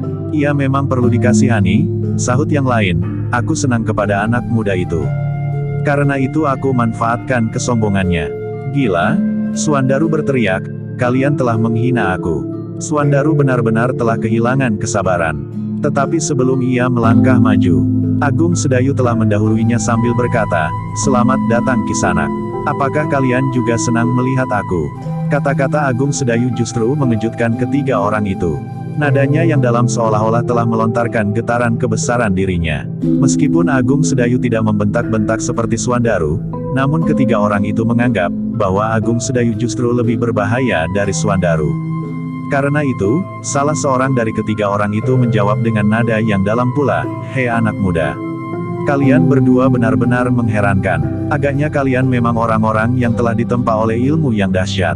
Di Sangkal Putung ada seorang anak muda yang telah menggemparkan kalangan orang-orang berilmu. Apakah ia berilmu kanuragan maupun kajiwan? Anak muda itu telah melakukan pembunuhan tanpa berperi kemanusiaan. Sejak sebelum peristiwa di lembah antara Gunung Merapi dan Merbabu. Kemudian pada peristiwa itu sendiri, disusul dengan pembunuhan yang benar-benar mengerikan di Mataram, karena korbannya telah dicincangnya sampai lumat. Tetapi justru yang terakhir, di Sangkal Putung, yang melakukan adalah orang lain. Pangeran Benawa, ia berhenti sejenak, lalu, namun bagaimanapun juga, sumber dari segala bencana bagi perguruanku adalah anak muda yang bernama Agung Sedayu. Hei, apakah salah seorang dari kalian berdua bernama Agung Sedayu? Dada Agung Sedayu terasa menjadi sesak. Peristiwa demi peristiwa telah terjadi. Dan nampaknya semuanya telah berkisar pada dirinya. Seakan-akan ia telah terperosok pada sebuah lingkaran. Kemanapun ia berjalan, ia tidak akan menemukan ujung atau pangkal dari peristiwa-peristiwa yang susul-menyusul. Namun dalam pada itu, ternyata keributan yang terjadi di halaman dengan kata-kata yang diucapkan keras-keras bahkan dengan teriakan-teriakan yang lantang itu telah terdengar dari dalam dan belakang rumah Ki Demang Sangkal Putung. Karena itulah maka Pandan Wangi dan Sekar Mirah pun dengan tergesa-gesa telah pergi ke ruang depan. Namun mereka masih belum membuka pintu yang memisahkan ruangan itu dengan Pringgitan dan Pendapa. Mereka masih berdiri di balik pintu yang tertutup, meskipun mereka berusaha untuk mendengar setiap perkataan yang terlontar dari pihak yang manapun juga. Mereka mencari Kakang Agung Sedayu, desis Sekar Mirah. Pandan Wangi mengangguk. Katanya, dimanapun Agung Sedayu selalu dicari. Itu adalah justru akibat dari keragu-raguannya. Jika ia berbuat dengan tegang tanpa 1000 pertimbangan, maka ia justru akan terlepas dari lingkaran yang membelenggunya. Pandan Wangi mengerutkan keningnya. Ia tidak begitu mengerti pendapat Sekar Mirah, karena jika Agung Sedayu berbuat lebih banyak dengan menjatuhkan korban berlipat, maka dendam yang tertuju kepadanya pun akan berlipat. Tetapi Pandan Wangi tidak mengatakannya. Sementara itu, Ki Waskita dan Ki Widura nampaknya telah mengambil sikap tersendiri. Dengan hati-hati mereka bergeser ke sudut bagian depan rumah. Dari kegelapan mereka melihat yang terjadi di halaman. Namun mereka tidak melihat Kiai Gringsing turun dan berbuat sesuatu. Kita keluar halaman, desis Ki Waskita. Ki Widura tidak menyahut, tetapi ia mengerti maksud Ki Waskita. Mereka tidak akan langsung berhadapan dengan orang-orang yang ada di halaman, tetapi mereka ingin melihat, apakah ketiga orang itu tidak membawa pasukan yang membahayakan. Jika mereka membawa pasukan yang menyusup masuk padukuhan induk, maka kita harus segera membunyikan isyarat. Betapapun kuat ilmu sirep, namun dalam pemusatan kekuatan dan kemampuan di pertempuran, maka kekuatan itu akan dapat dengan sendirinya diawasi. Apalagi seandainya pengaruhnya begitu kuat, maka pihak lawan pun akan terpengaruh juga oleh kekuatan itu, berkata Ki Waskita. Ki Widura tidak menjawab, tetapi mereka dengan sangat hati-hati beringsut dari tempatnya. Dalam bayangan rimbunnya dedaunan, maka mereka pun meloncati dinding halaman samping, justru keluar halaman. Dengan sangat hati-hati keduanya menyusuri gelapnya malam. Dengan ketajaman indera, keduanya mencoba untuk mengetahui, apakah ada orang lain yang mengepung Kademangan. Nampaknya tidak ada, desis Ki Widura. Tidak ada pasukan, tetapi mungkin 1-2 orang, sahut Ki Waskita. Jika ada, mereka tentu mendekati halaman depan atau bahkan pintu gerbang. Jika Suandaru dan Agung Sedayu lengah, mungkin mereka dapat disergap dari belakang, dari luar regol halaman, desis Ki Widura. Keduanya pun bergeser lagi. Mereka mencoba mendekati regol halaman, karena mereka mencemaskan Suandaru dan Agung Sedayu yang perhatiannya tertumpah kepada ketiga orang yang berdiri di halaman rumah Ki Demang Sangkal Putung.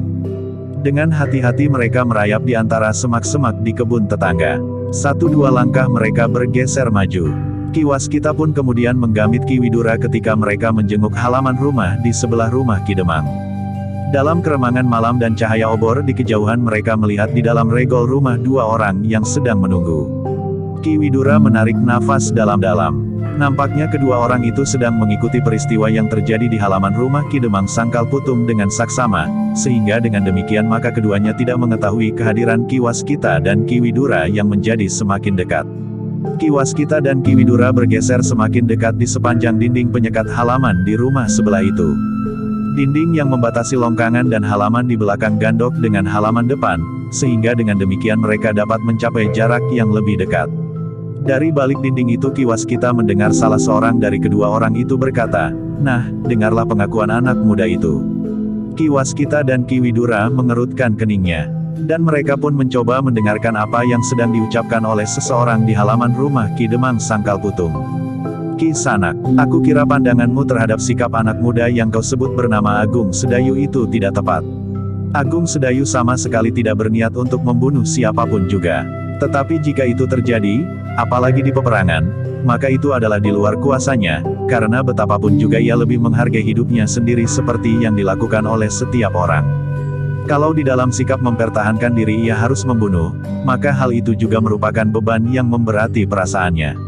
Omong kosong. Sebutkan, siapa Agung Sedayu? Apakah kau atau siapa?" Terdengar seseorang bertanya. "Akulah Agung Sedayu." Terdengar suara tertawa bagaikan membelah langit. Nampaknya orang itu sama sekali tidak menghiraukan apakah ada orang yang dapat mendengar suaranya atau tidak. Namun mungkin pula ia menganggap bahwa orang-orang di Sangkal Putung telah tertidur nyenyak, sehingga tidak akan ada seorang pun yang dapat mendengar suara tertawanya. Dalam pada itu, kedua orang di halaman rumah sebelah itu pun menjadi tegang. Salah seorang dari mereka berkata, "Aku sebenarnya tidak sependapat dengan cara yang diambilnya." Yang lain menjawab, "Ia terlalu yakin akan dirinya. Tetapi aku pun yakin pula, seandainya kedua bersaudara dari pesisir endut itu tidak sedang bernasib malang, sehingga mereka bertemu dengan Pangeran Benawa, maka keduanya agaknya akan berhasil membunuh Agung Sedayu dengan bantuan seorang saudara seperguruannya. Sedangkan orang itu merasa dirinya memiliki kemampuan lebih besar dari 3 orang yang sudah bersiap-siap membunuh Agung Sedayu itu." Sejenak keduanya terdiam. Namun dengan demikian Ki Waskita dan Ki Widura dapat menjajaki apa yang sebenarnya sedang terjadi atas Agung Sedayu di halaman rumah Ki Demang. Dengan demikian, maka Ki Waskita tidak menunggu lebih lama lagi.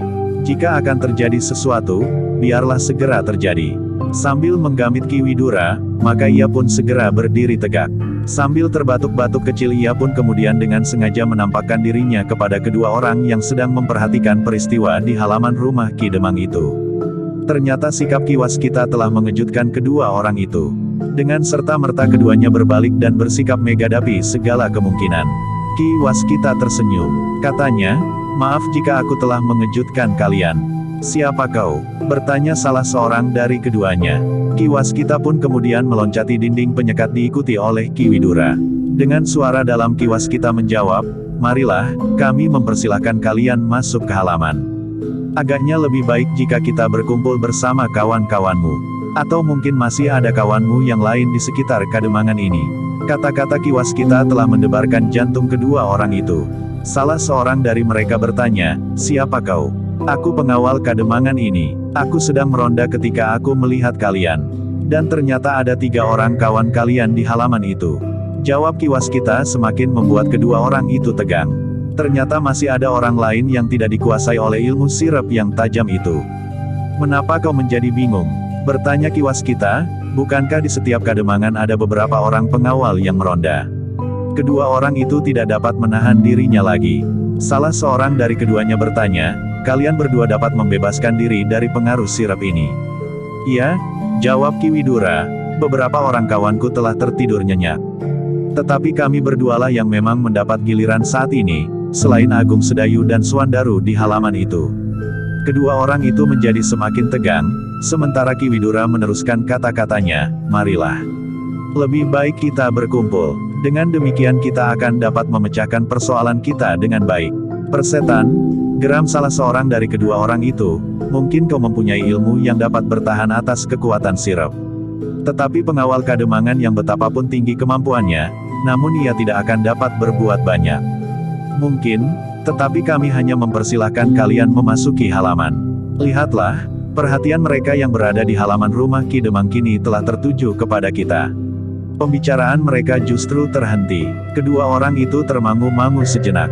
Ketika mereka melihat ke halaman rumah Ki Demang, seperti yang dikatakan oleh kedua orang yang mengaku sebagai pengawal kademangan itu, bahwa orang-orang yang berada di halaman justru sedang memperhatikan mereka. Baiklah, kata Ki Widura kemudian, lebih baik kita memasuki halaman dan berbicara di antara kita semuanya. Nampaknya memang tidak ada pilihan lain. Karena itu, maka salah seorang dari kedua orang itu berkata, kita akan memasuki halaman itu. Tetapi itu karena kami memang berniat untuk mendekati kawan-kawan kami, bukan karena kami mematuhi perintah kalian berdua. Silahkan Ki Waskitalah yang menyahut, apapun yang memaksa kalian memasuki halaman. Namun itu akan lebih baik bagi kita semuanya. Kedua orang itu termangu-mangu sejenak. Namun kemudian mereka pun segera meloncati dinding halaman rumah Ki Demang dan melangkah mendekati kawan-kawan mereka. Setan itu juga lepas dari pengaruh sirap, berkata salah seorang dari keduanya. Siapakah mereka? Bertanya orang yang sedang berbicara dengan Agung Sedayu. Mereka mengaku sebagai pengawal padukuhan ini. Orang-orang yang berada di halaman itu memperhatikan Ki Waskita dan Ki Widura yang menyusul melompati dinding halaman itu pula. Bohong? Desis orang yang berbicara dengan Agung Sedayu, biasanya pengawal-pengawal kademangan masih muda. Iya, sahut Ki Waskita, tetapi tentu ada di antara mereka yang setua kami. Kami adalah orang-orang yang memberikan pengarahan kepada mereka, membantu Ki Jagabaya. Orang yang nampaknya memimpin kawan-kawan dan yang paling berkepentingan dengan Agung Sedayu itu pun berkata, baiklah. Marilah kita berkumpul. Jika masih ada orang yang tidak dapat dikenai oleh pengaruh sirap ini, panggillah mereka, agar mereka melihat apa yang sebenarnya ingin aku lakukan di sini. Ki Waskita termangu-mangu. Orang itu nampaknya memiliki keyakinan akan dirinya sendiri. Dengan suara yang datar Ki Waskita bertanya, siapakah sebenarnya kalian? Dan kenapa kalian mencari Agung Sedayu di halaman kademangan Sangkal Putung ini? Orang itu menjadi ragu-ragu. Namun kemudian katanya, baiklah aku tidak bersembunyi di balik nama siapapun juga. Aku adalah saudara tua dari dua orang bersaudara yang terbunuh di kademangan ini. Agung Sedayu menarik nafas dalam-dalam. Hampir di luar sadarnya ia berkata, aku sudah menduga bahwa kau mempunyai hubungan dengan dua bersaudara dari pesisir endut itu. Tetapi apakah kau mengetahui, siapakah yang telah membunuh saudaramu itu? Aku tahu pasti, yang membunuh mereka adalah Pangeran Benawa. Tetapi itu adalah kebetulan. Kedatangan kedua adikku kemari adalah karena Agung Sedayu. Agung Sedayu justru terdiam. Ada sesuatu yang bergejolak di dalam hatinya. Ia merasa betapa pahitnya menghadapi keadaan yang sama sekali tidak dikehendakinya itu. Di dalam rumah, Sekar Mirah dan Pandan Wangi dapat mendengarkan pembicaraan itu. Hampir saja Sekar Mirah tidak dapat menahan diri. Ia menjadi marah justru karena Agung Sedayulah yang menjadi sasaran dendam orang itu. Namun Pandan Wangi sempat menggamitnya dan memberikan isyarat agar ia menunggu perkembangan seterusnya. Aku belum mendengar suara Kiai Gringsing, bisik Sekar Mirah. Ya, karena itu, kita menunggu perkembangan keadaan, sahut Pandan Wangi. Sekar Mirah terpaksa menahan dirinya, betapa dadanya serasa menjadi retak. Dalam pada itu, di halaman terdengar Ki Waskita bertanya, Kisanak, apakah untungnya kau datang untuk menuntut balas justru kepada Agung Sedayu? Kenapa kau tidak bertanya tentang adikmu yang terbunuh oleh Pangeran Benawa itu? Kenapa mereka telah datang kemari karena Agung Sedayu? Itu bukan persoalanku. Tetapi adikku mempunyai persoalan yang belum terselesaikan dengan Agung Sedayu. Kemudian baru aku akan membuat perhitungan dengan Pangeran Benawa, ialah yang langsung membunuh kedua adikku dengan tangannya. Tetapi mencari Pangeran Benawa agaknya lebih sulit daripada mencarimu di sini. Karena itu, kau adalah orang yang pertama-tama harus menerima dendam yang membakar jantung ini. Agung Sedayu menjadi semakin gelisah. Sementara itu Ki Widura bertanya, jadi, apakah maksudmu datang kemari dengan menyebarkan ilmu sirap itu untuk dengan diam-diam membunuh Agung Sedayu yang kau sangka terkena pengaruh sirapmu? Gila, aku bukan pengecut. Jika aku menyebarkan pengaruh sirap, semata-mata karena aku tidak ingin diganggu. Aku ingin bertemu langsung dengan Agung Sedayu dan membuat perhitungan secara jantan. Aku bukan orang yang datang untuk kepentingan orang lain, tetapi semata-mata karena dendam di hati. Bagus, Ki Waskita mengangguk-angguk, tetapi nampaknya kau mempunyai kelainan dengan kedua adikmu. Apakah kau tahu, kenapa adikmu datang dan akan membunuh Agung Sedayu? Seharusnya kau menelusuri sikap kedua adikmu dari pesisir endut itu. Persetan, aku tidak peduli. Sekarang, marilah Agung Sedayu. Kita selesaikan persoalan kita. Aku tidak akan menyentuh orang lain di sini. Juga seandainya Agung Sedayu sudah mati. Karena sesudah Agung Sedayu, persoalanku akan menyangkut Pangeran Benawa. Jadi kau benar-benar akan membela adikmu. Baiklah, berkata Ki Waskita, tetapi sebaiknya kau mendengar dahulu dari salah seorang dari kedua orang yang berada di halaman sebelah, kenapa kedua kakak beradik dari pesisir endut itu datang kemari. Orang yang sedang dicengkam oleh dendam itu menggeram. Dengan kasar ia berkata, aku tahu apa yang akan mereka katakan. Aku memang datang bersama mereka. Tetapi mereka tentu belum mengatakan, bahwa kedua adikmu itu datang untuk membunuh Agung Sedayu bukan karena persoalan pokok di antara kedua adikmu dengan Agung Sedayu. Kedua adikmu itu tentu sudah dibujuk dengan harapan apapun juga. Mungkin upah yang besar, mungkin pangkat atau kedudukan, dan mungkin janji-janji lain yang membuat kedua adikmu itu menjadi lupa diri dan bersedia melakukan perbuatan yang rendah itu, berkata Ki Waskita. Tetapi jawaban orang itu mengejutkan Ki Waskita. Katanya, aku sudah tahu. Adikku akan mendapat upah sebidang tanah yang luas untuk sebuah tanah perdikan di dalam kekuasaan Majapahit yang baru. Juga akan mendapat upah beberapa keping emas sebagai modal pemerintahannya di tanah perdikannya. Sejenak Ki Waskita termangu-mangu. Namun kemudian Ki Widura lah yang bertanya, dan apakah upah yang akan kau terima jika kau berhasil mengambil alih tugas adik-adikmu yang terbunuh oleh Pangeran Benawa itu? Persetan, aku tidak memerlukan upah apapun juga, selain kepuasan. Aku tidak mempunyai sangkut paut dengan perjanjian itu, geram orang yang dibakar oleh dendam. Aneh, desis Ki Waskita kemudian, seandainya benar kau tidak mempunyai pamrih, maka kau adalah seorang kakak yang buruk. Kau tidak mencegah tindakan adik-adikmu yang sesat. Tetapi justru kau sekarang telah ditelan oleh dendam dan kebencian yang sebenarnya tidak perlu kau sadap dari kerendahan budi kedua adikmu itu. Cukup, aku tidak datang untuk berguru. Aku tantang Agung Sedayu untuk berperang tanding. Aku tidak akan berlaku seperti adik-adikku yang mengotori nama perguruan karena tingkahnya yang licik yang justru telah menyeretnya ke kematian. Agung Sedayu yang termangu-mangu itu pun kemudian melangkah maju. Dengan suara yang dalam ia bertanya, tetapi kau belum menjawab. Siapakah kau? Kami baru mengenal kau sebagai kakak dua bersaudara dari pesisir endut. Tetapi kami ingin juga mendengar namamu kau sebut. Kemudian kawan-kawanmu yang lain. Bahkan mungkin masih ada kawan-kawanmu yang berada di luar dinding halaman ini. Yang penting adalah aku dan kau. Agung Sedayu, berkata orang itu, ada atau tidak ada orang lain, perang tanding ini akan berlangsung.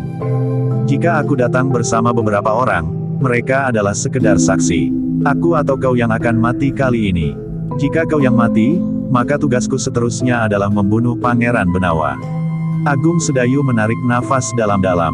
Agaknya orang itu tidak dapat diajak berunding lagi. Matanya telah benar-benar tertutup oleh dendam dan kebencian, sehingga hatinya tidak dapat lagi berpikir bening. Swandaru yang melihat Agung Sedayu mulai dicengkam oleh kecemasan dan keraguan-raguan tidak telaten lagi. Dengan lantang ia berkata, kenapa kau memilih Kakang Agung Sedayu? Aku adalah anak Demang Sangkal Putung. Jika kau merasa kehilangan adikmu di Sangkal Putung, maka aku adalah orang yang paling bertanggung jawab. Orang itu mengerutkan keningnya, sementara Swandaru melangkah maju. Aku tantang kau perang tanding. Semua orang memandang ke arah Suandaru.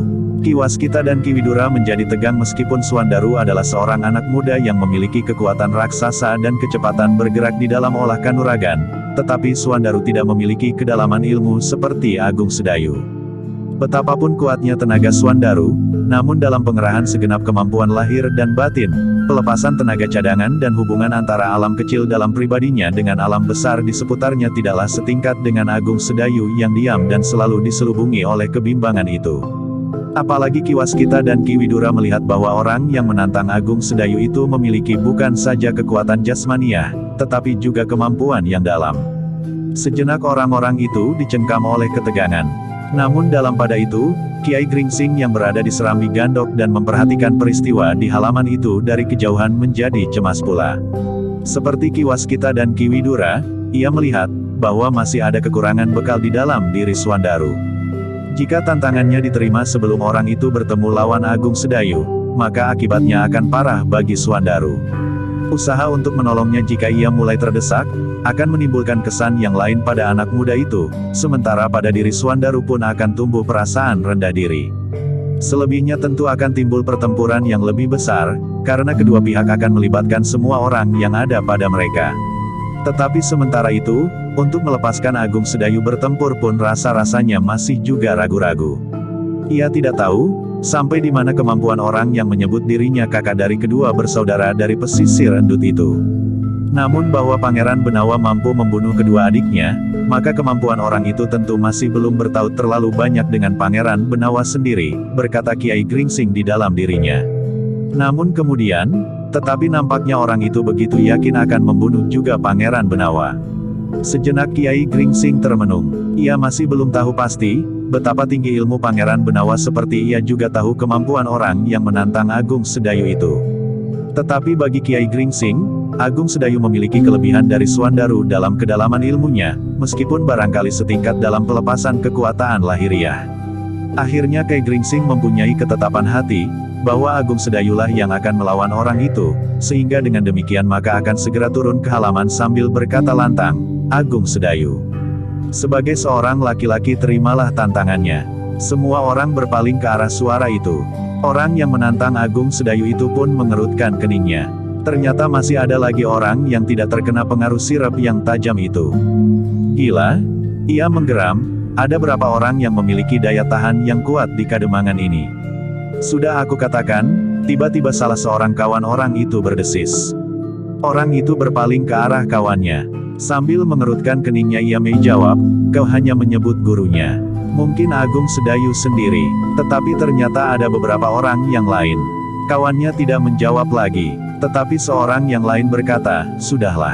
Sekarang kita sudah berada di halaman ini. Lakukanlah perang tanding seperti kau kehendaki.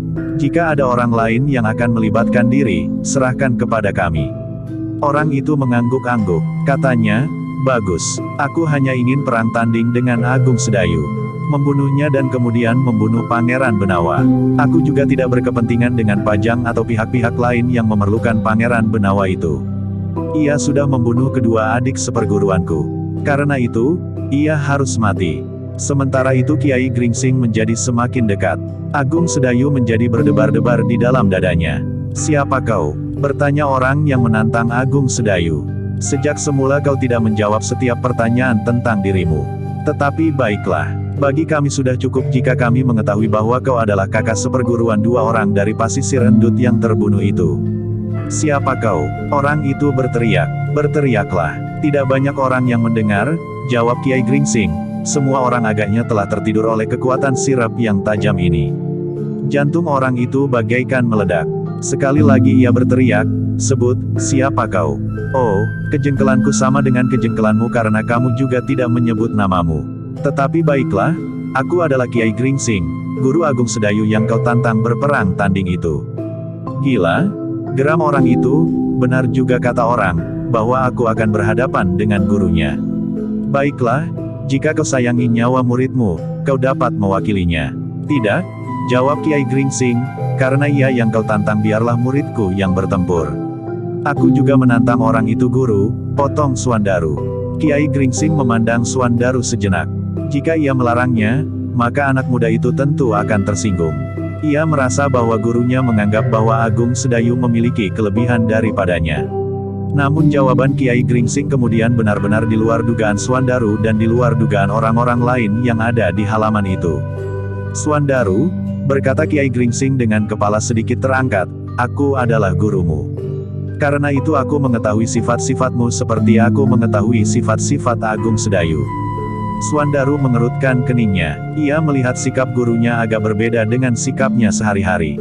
Saat itu gurunya nampak seperti seorang yang tinggi hati. "Suandaru," berkata Kiai Gringsing lebih lanjut, "jangan selalu memanjakan saudara tuamu. Biarlah ia mengambil keputusan dan sikap sesuai dengan namanya yang bergema sampai ke pesisir endut. Jika ia tidak menerima tantangan itu, maka namanya itu tentu hanya sekedar kemelutnya asap dari api yang menyala di jiwa orang lain. Biarlah, ia sudah cukup dewasa menjaga nama dan pribadinya." Kata-kata Kiai Gringsing itu menumbuhkan pertanyaan di hati mereka yang mendengarkan. Namun Ki Waskita dan Widura pun kemudian tersenyum di dalam hati. Ia mengerti, apakah maksud orang tua itu sebenarnya. Dalam pada itu, Agung Sedayu tidak mempunyai kesempatan apapun untuk mengelakkan perang tanding. Apalagi gurunya sudah menunjuknya untuk melayani saudara tua kedua kakak beradik dari pesisir endut itu. "Baiklah guru," berkata Agung Sedayu kemudian dengan dada yang berdebar-debar, "jika memang guru menghendaki, aku akan menerimanya." Di luar dugaannya, orang yang menantangnya menyahut, "hanya karena gurumu menghendaki." Tetapi jawaban Agung Sedayu pun di luar dugaan orang itu pula, katanya, "Apakah bedanya bagimu jika aku menerima tantanganmu karena keinginanku sendiri atau karena perintah guruku? Bukankah niatmu adalah sekedar melepaskan dendammu tanpa mempedulikan perasaan orang lain? Apakah ia juga menyimpan dendam dan kebencian? Atau kau sama sekali tidak menghiraukan siapakah yang sebenarnya bersalah dalam persoalan yang bermula dari keinginan kedua saudaramu untuk membunuh aku?" Wajah orang yang menantang Agung Sedayu itu menegang. Namun kemudian jawabnya, "Bagus. Memang tidak ada bedanya. Bersiaplah, aku akan mulai." Agung Sedayu mundur selangkah. Sekali lagi ia akan terlibat dalam satu perkelahian yang tidak dikehendaki. Tetapi seperti keharusan yang memaksanya di saat sebelumnya, ia dihadapkan pada keadaan tanpa pilihan. Beberapa orang pun kemudian melangkah surut membentuk lingkaran. Meskipun demikian, kedua belah pihak nampaknya tidak melepaskan kewaspadaan, karena setiap saat orang-orang yang berdiri di lingkaran itu pun dapat berbuat curang. Karena itu, maka masih ada juga jarak antara kedua belah pihak meskipun mereka bersama-sama ingin menyaksikan perkelahian itu. Dalam pada itu, orang yang dibakar oleh dendam dan kebencian itu pun segera mempersiapkan diri. Dengan garangnya ia berdiri bertolak pinggang menghadap ke arah Agung Sedayu yang masih berdiri termangu-mangu di tempatnya. "Apakah kau takut Agung Sedayu?" Tiba-tiba saja orang itu bertanya, "Jika demikian, mintalah gurumu mewakilimu. Tetapi dengan ketentuan, bahwa jika gurumu mati, maka kau pun akan mati juga. Yang penting bagiku sekarang adalah kematianmu. Itu saja, jangan menyebut nama guru." Suandarulah yang membentak, "Kau bukan lawannya. Kau akan luluh menjadi debu sebelum kau menjamah Kakang Agung Sedayu." Saudara tua kakak beradik dari pesisir endut itu tertawa. Katanya, "Aku senang kepada anak yang gemuk itu, tetapi aku sudah jemu untuk berbicara. Sebentar lagi kita akan kehabisan waktu. Malam akan melampaui gelapnya dan kekuatan sirep itu pun akan menjadi kabur." Agung Sedayu tidak dapat mengelak lagi. Ia pun kemudian melangkah maju dan berdiri di hadapan orang yang mendendamnya. Sejenak suasana menjadi tegang. Kiai Gringsing yang cemas berdiri tegak seperti patung, sedangkan Ki Waskita dan Ki Widura harus menahan nafas ketika Agung Sedayu mulai bergeser. Hanya Suandaru sajalah yang menggeram karena kecewa. Ia tidak telaten melihat sikap Agung Sedayu. Ia ingin meloncat dan menerkam orang yang sombong itu. Kemudian memilin kepalanya dan melumatkannya. Tetapi Agung Sedayu bersikap sangat berhati-hati. Ia tahu bahwa orang itu tentu memiliki kemampuan yang dapat dibanggakan, karena ia sudah berani menuntut balas kematian kedua adiknya sampai pada batas terakhir. Pangeran Benawa, ketika orang itu melangkah setapak, rasa-rasanya tanah tempat Agung Sedayu berpijak telah bergetar. Bukan saja Agung Sedayu, tetapi yang lain pun merasakannya pula. Ternyata getaran itu telah menggetarkan jantung Kiai Gringsing pula. Dengan demikian maka orang itu benar-benar memiliki ilmu yang jarang ada bandingnya. Suandaru pun terkejut pula. Ia sendiri memiliki kekuatan raksasa. Tetapi getaran langkah kakinya tidak dapat mengguncangkan tempat berpijak seperti orang itu. Melihat wajah-wajah yang heran meskipun hanya sekilas, orang itu tertawa. Sekali lagi ia menunjukkan kelebihannya. Suara tertawanya melengking bagaikan suara guru yang menggelegar di langit. Setiap telinga rasa-rasanya menjadi sakit. Bahkan dada mereka yang mendengar suara tertawa itu bagaikan akan retak. Dengan serta-merta mereka telah mengerahkan daya tahan masing-masing agar isi dada mereka tidak beruntuhan oleh getaran suara yang terlontar dengan lambaran ilmu yang tinggi itu. Agung Sedayu harus berjuang mati-matian, desis Kiai Gringsing. Ia baru mengenal dasar-dasar dari ilmu puncaknya meskipun sudah jauh lebih baik dari Suandaru. Ki Waskita mendengar Kiai Gringsing berdesis. Tetapi ia tidak tahu apa yang dikatakannya. Namun seperti Kiai Gringsing, Ki Waskita pun mulai dijalari oleh kecemasan. Mudah-mudahan Agung Sedayu dapat menilai kemampuan lawannya dari segala segi, berkata Ki Waskita di dalam hatinya. Sementara itu Agung Sedayu telah memusatkan segenap kemampuannya, ia memperhatikan lawannya dengan saksama. Ia sadar, bahwa lawannya berusaha untuk menggertaknya dengan ilmunya yang dahsyat. Dengan sengaja lawannya telah menggetarkan tanah tempatnya berpijak dan Yauk kemudian disusul dengan ledakan suaranya yang menghentak-hentak dada. Dengan hati-hati Agung Sedayu bergeser ketika lawannya melangkah maju dengan hentakan kaki yang menggoyahkan halaman. Ia tidak melepaskan setiap gerak lawan. Karena itu, ia melihat telapak kaki lawannya yang bergeser, kemudian perlahan-lahan kaki itu terangkat sehingga ujung jarinya sajalah yang menyentuh tanah. Belum lagi Agung Sedayu menyesuaikan dirinya, tiba-tiba orang itu telah melenting. Kakinya terjulur mendatar langsung mengarah kepada Agung Sedayu. Tetapi Agung Sedayu sudah memperhitungkan setiap serangan yang bakal datang, karena itu, maka ia masih sempat mengelak. Dengan loncatan kecil secepat gerakan lawannya, ia berhasil menghindari sentuhan kaki yang terjulur ke dadanya. Tetapi ternyata lawannya mampu bergerak terlalu cepat. Dengan sekali menggeliat ia memutar tubuhnya ketika kakinya menyentuh tanah. Tetapi di luar dugaan, Agung Sedayu ternyata telah dipaksa oleh kejutan pertama dari serangan lawannya, sehingga hampir di luar sadarnya maka nalurinya telah mendorongnya untuk berbuat sebaik-baiknya jika ia ingin menyelamatkan dirinya. Sehingga karena itulah, maka ia tidak memberi kesempatan kepada lawannya. Pada saat lawannya menyentuh tanah, ternyata Agung Sedayu telah mendahuluinya, menyusul dengan sebuah serangan yang sangat cepat. Lawannya terkejut, ia sama sekali tidak menduga bahwa Agung Sedayu mampu bergerak demikian cepat, sehingga karena itulah maka ia hampir saja terlambat mengelak. Dengan tergesa-gesa ia melenting jauh surut. Selagi tubuhnya masih mengapung di udara, tangannya telah tersilang di dadanya dengan penuh kewaspadaan, karena Agung Sedayu dapat saja menyusulnya dengan serangan berikutnya. Tetapi Agung Sedayu tidak menyerangnya lagi. Ia bergeser setapak ketika kakinya tegak di atas tanah. Ia mempersiapkan dirinya untuk menghadapi keadaan yang tentu akan bertambah gawat. Sesaat keduanya berdiri tegak. Dengan sorot mata yang marah bercampur heran, lawan Agung Sedayu itu memperhatikan sikap anak muda yang perkasa itu.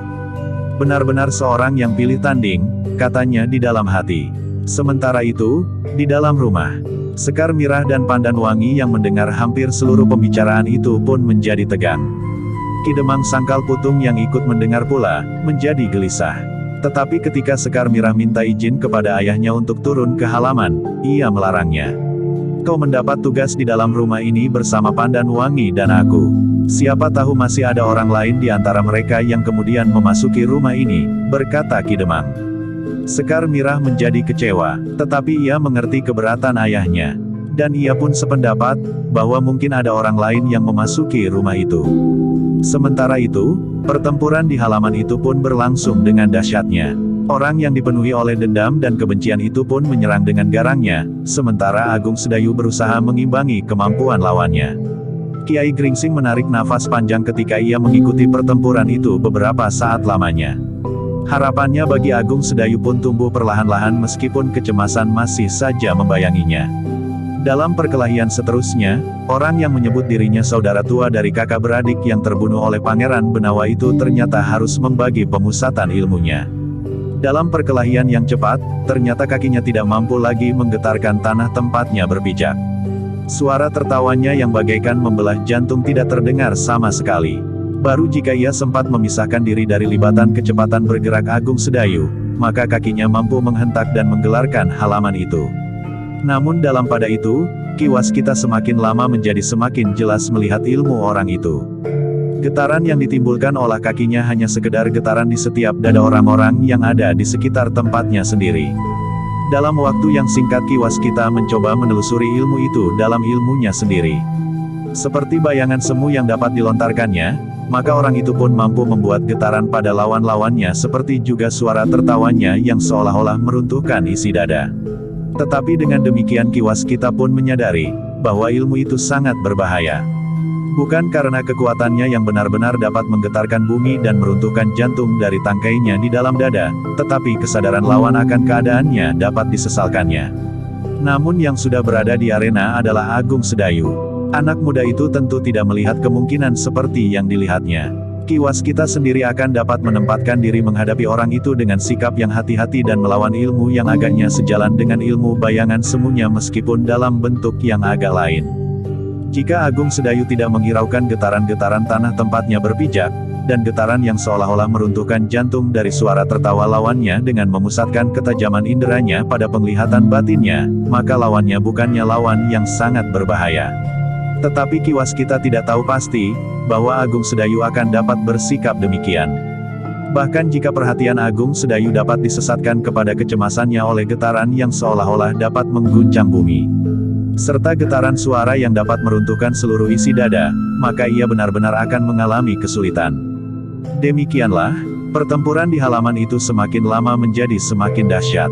Agung Sedayu berusaha dengan kecepatan geraknya menyerang lawannya agar lawannya tidak sempat melontarkan kekuatannya untuk menyerangnya. Di luar sadarnya, seolah-olah sekedar karena nalurinya, maka ia merasakan kekuatan lawannya mengendor di saat-saat ia harus mengelakkan serangan-serangannya yang datang bagaikan badai.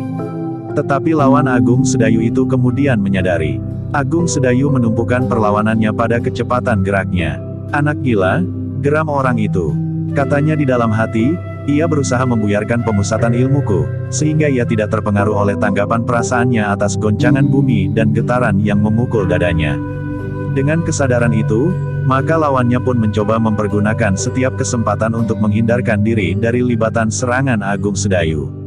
Setiap kali ia masih saja sempat menghentakkan kakinya dan melontarkan suara tertawa atau teriakan-teriakan yang bagaikan menyobek telinga dan meretakkan dinding jantung. Kiai Gringsing bagaikan membatu menyaksikan pertempuran itu. Pada mulanya ia mengangguk-angguk melihat cara Agung Sedayu mengatasi kesulitannya. Kiai Gringsing bersyukur bahwa Agung Sedayu mengatasi kelemahan lawannya dalam libatan kecepatan serangannya. Namun karena lawannya menyadari keadaannya, maka ia pun berusaha untuk mengatasi kecepatan gerak Agung Sedayu dengan loncatan-loncatan panjang.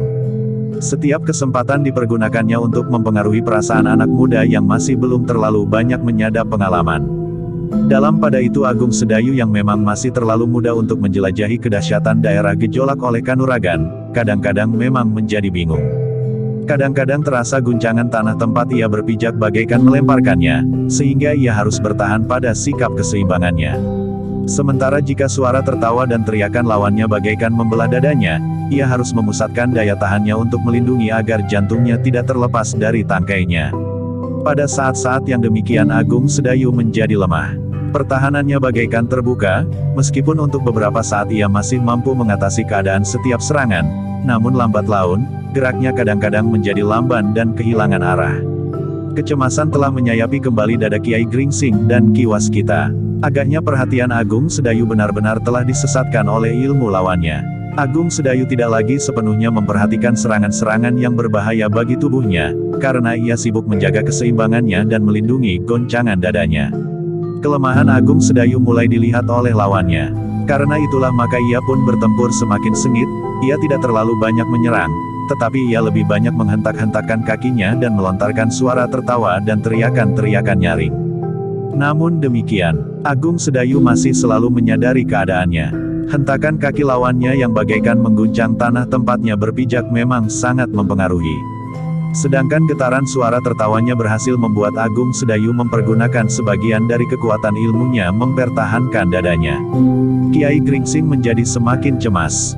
Tetapi ia tidak dapat berteriak memberikan petunjuk-petunjuk kepada Agung Sedayu, karena ia masih menghormati perjanjian kedua orang yang sedang berperang tanding itu. Dan agaknya demikian pula Ki Waskita yang tubuhnya menjadi basah karena keringat dinginnya yang mengalir dari segenap lubang-lubang di kulitnya. Ki Widura pun menjadi sangat cemas. Ia melihat Agung Sedayu mulai terdesak, meskipun ia masih selalu berhasil menghindar dan mengelakkan serangan lawannya. Di dalam rumah Sekar Mirah bagaikan dibakar oleh kegelisahan. Tetapi ia tidak melihat apa yang terjadi sebenarnya. Ia berusaha untuk melihat dari celah-celah dinding.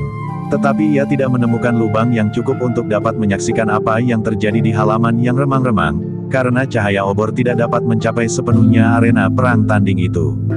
Dalam pada itu, Agung Sedayu memusatkan perlawanannya pada kecepatannya. Setiap saat ia meloncat menghindar, dan setiap kesempatan dipergunakannya untuk membalas setiap serangan. Kadang-kadang ia berhasil melihat lawannya untuk waktu yang lama. Serangannya datang beruntun tidak putus-putusnya.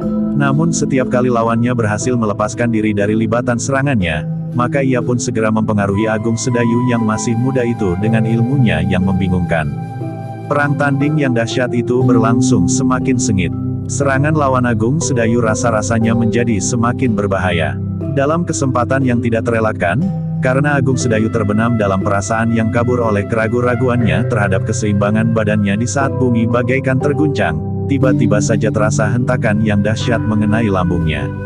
Perasaan nyeri dan mulas telah mencengkamnya sementara tubuhnya terlempar beberapa langkah. Hanya karena kemampuan ilmunya saja, Agung Sedayu terjatuh tepat pada pundaknya dan sambil berguling ia melenting berdiri. Tetapi demikian kakinya menginjak tanah, maka tanah tempat ia berdiri itu bagaikan diguncang oleh gempa yang dahsyat. Di saat ia berdiri terlatih-tatih, maka serangan berikutnya telah mengarah ke dadanya. Serangan kaki yang lurus mendatar bagaikan dilontarkan oleh busur raksasa. Agung Sedayu melihat serangan itu. Ia berusaha untuk mengelakkannya diri. Ia mencoba untuk merendah sambil memiringkan tubuhnya. Namun ia tidak berhasil melepaskan diri seluruhnya dari serangan itu. Kaki lawannya menghantam pundaknya sehingga sekali lagi ia menyeringai menahan sakit. Sambil terputar, tubuhnya terlempar beberapa langkah. Dan sekali lagi Agung Sedayu harus berguling menjauhi lawannya, karena serangan berikutnya segera menyusul. Seolah-olah tidak ada kesempatan lagi bagi Agung Sedayu untuk mempertahankan diri atau mengelak. Serangan lawannya datang beruntun seperti ombak di pesisir. Bergulung-gulung susul menyusul. Orang-orang yang menyaksikan perkelahian itu menjadi tegang. Swandaru hampir tidak dapat menahan dirinya lagi. Hanya karena keseganannya kepada gurunya sajalah, maka ia tidak meloncat ke arena. Namun sebenarnya Kiai Gringsing pun benar-benar menjadi cemas. Meskipun Agung Sedayu memiliki kemampuan yang bukan saja lahiriah, ternyata ia memang masih terlalu muda untuk menjelajahi daerah yang garang dari petualangan Kanuragan. Meskipun demikian Kiai Gringsing tetap terikat pada sikap seorang lelaki. Betapa dadanya berguncang-guncang, tetapi ia masih tetap berdiri di tempatnya. Sekali-kali terdengar ia berdesis, kemudian menggeram penuh kekesalan. Sementara itu, Ki Waskita bagaikan berdiri di atas bara. Kegelisahannya telah memuncak.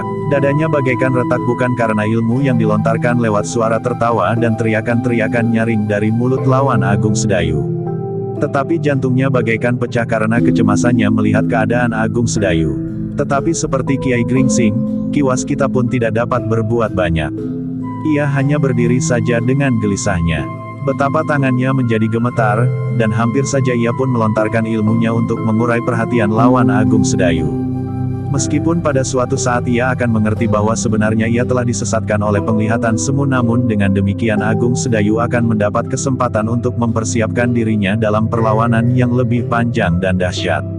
Tetapi semuanya itu tidak dapat dilakukannya. Seperti Kiai Gringsing yang kemudian menyadari sepenuhnya apa yang telah terjadi, namun ia tetap berdiri saja dengan degup jantung yang menghentak-hentak dadanya. Dalam pada itu, Agung Sedayu masih berjuang untuk melepaskan dirinya dari serangan-serangan lawannya yang semakin deras bagaikan badai di mangsa kesanga. Dengan loncatan-loncatan panjang lawan Agung Sedayu mengejar sambil menyerang. Bahkan seolah-olah Agung Sedayu benar-benar sudah dibayangi oleh kekuatan yang tidak dapat dihindarinya lagi. Agung Sedayu sendiri merasa bahwa kekuatan lawannya telah menyergapnya dari segenap arah tanpa ampun lagi. Tidak ada yang dapat dilakukan oleh Kiai Gringsing, Ki Waskita, Ki Widura dan Swandaru. Mereka hanya dapat menghentakkan kakinya dan menggeretakkan giginya. Jika guru memberi kesempatan kepadaku, geram Swandaru di dalam dadanya, aku akan menyapu orang itu sampai lumat. Tetapi Swandaru sendiri kemudian menjadi ragu-ragu. Ia pun merasa seakan-akan tanah tempatnya berpijak menjadi goncang, sehingga keseimbangannya terombang-ambing, serta suara tertawa dan teriakan-teriakan nyaring bagaikan membelah jantung. Kegelisahan Sekar Mirah dan Pandan Wangi bagaikan tidak tertahankan lagi. Mereka ingin meloncat keluar dan melihat apa yang terjadi. Mereka telah diganggu pula oleh suara tertawa dan teriakan-teriakan di halaman. Meskipun mereka berdiri agak jauh dari halaman, namun dada mereka pun terasa menjadi retak. Tetapi mereka masih tetap menahan diri. Ki Demang benar-benar berkeberatan jika kedua perempuan itu turun ke halaman, sehingga Sekar Mirah dan Pandan Wangi masih saja berada di ruang dalam betapapun dada mereka melonjak-lonjak. Yang terjadi adalah perang tanding, berkata Ki Demang, tinggallah di sini. Jika terjadi pertempuran dari seluruh kekuatan masing-masing, maka kita memang wajib membantu. Meskipun demikian kita masih harus memperhitungkan kemungkinan-kemungkinan lain yang dapat terjadi di rumah ini. Dalam pada itu, selagi di halaman terjadi pertempuran yang sengit dari dua orang yang berilmu tinggi, dikelilingi oleh beberapa orang yang tanpa berjanji seolah-olah menjadi saksi dari perang tanding yang dahsyat itu, masih ada dua orang lagi yang dengan sengaja tidak menampakkan diri. Mereka masih tetap berdiri dalam kegelapan di luar halaman Kademangan. Nampaknya Ki Lurah akan menang, desis yang seorang. Kawannya tersenyum. Katanya, tentu, anak muda itu akan dibantainya sampai lumat. Tidak seorang pun yang dapat menolongnya, karena mereka melakukan perang tanding. Bahkan jika yang lain itu mencoba turut membantu anak muda yang malang, mereka pun akan bernasib sama. Kawannya mengerutkan keningnya. Katanya, jangan merendahkan mereka. Bahwa mereka dapat melepaskan diri dari pengaruh sirep, menunjukkan bahwa mereka memang memiliki kemampuan cukup. Tetapi tidak setinggi Ki Lurah dan kawan-kawan itu. Bahkan seandainya aku dilepaskan di arena, aku kira aku pun dapat mengalahkan anak muda yang namanya bagaikan menggetarkan bumi. Aku jadi ragu-ragu apakah benar ia mampu membunuh Telengan. Tetapi Ki Lurah muda dari pesisir endut itu mati. Tidak oleh Agung Sedayu, tetapi oleh anak muda yang lain, yang barangkali berkekuatan iblis, Pangeran Benawa. Oh ya, desisnya kadang-kadang aku lupa membedakan Pangeran Benawa dan Agung Sedayu. Agaknya sekarang Agung Sedayulah yang bernasib malang. Kawannya tidak segera menyahut, namun wajahnya tampak menegang. Kemudian senyumnya melebar di bibirnya. Katanya, kau lihat, sebentar lagi Agung Sedayu akan lumat. Yang lain pun tersenyum pula. Katanya, anak yang malang.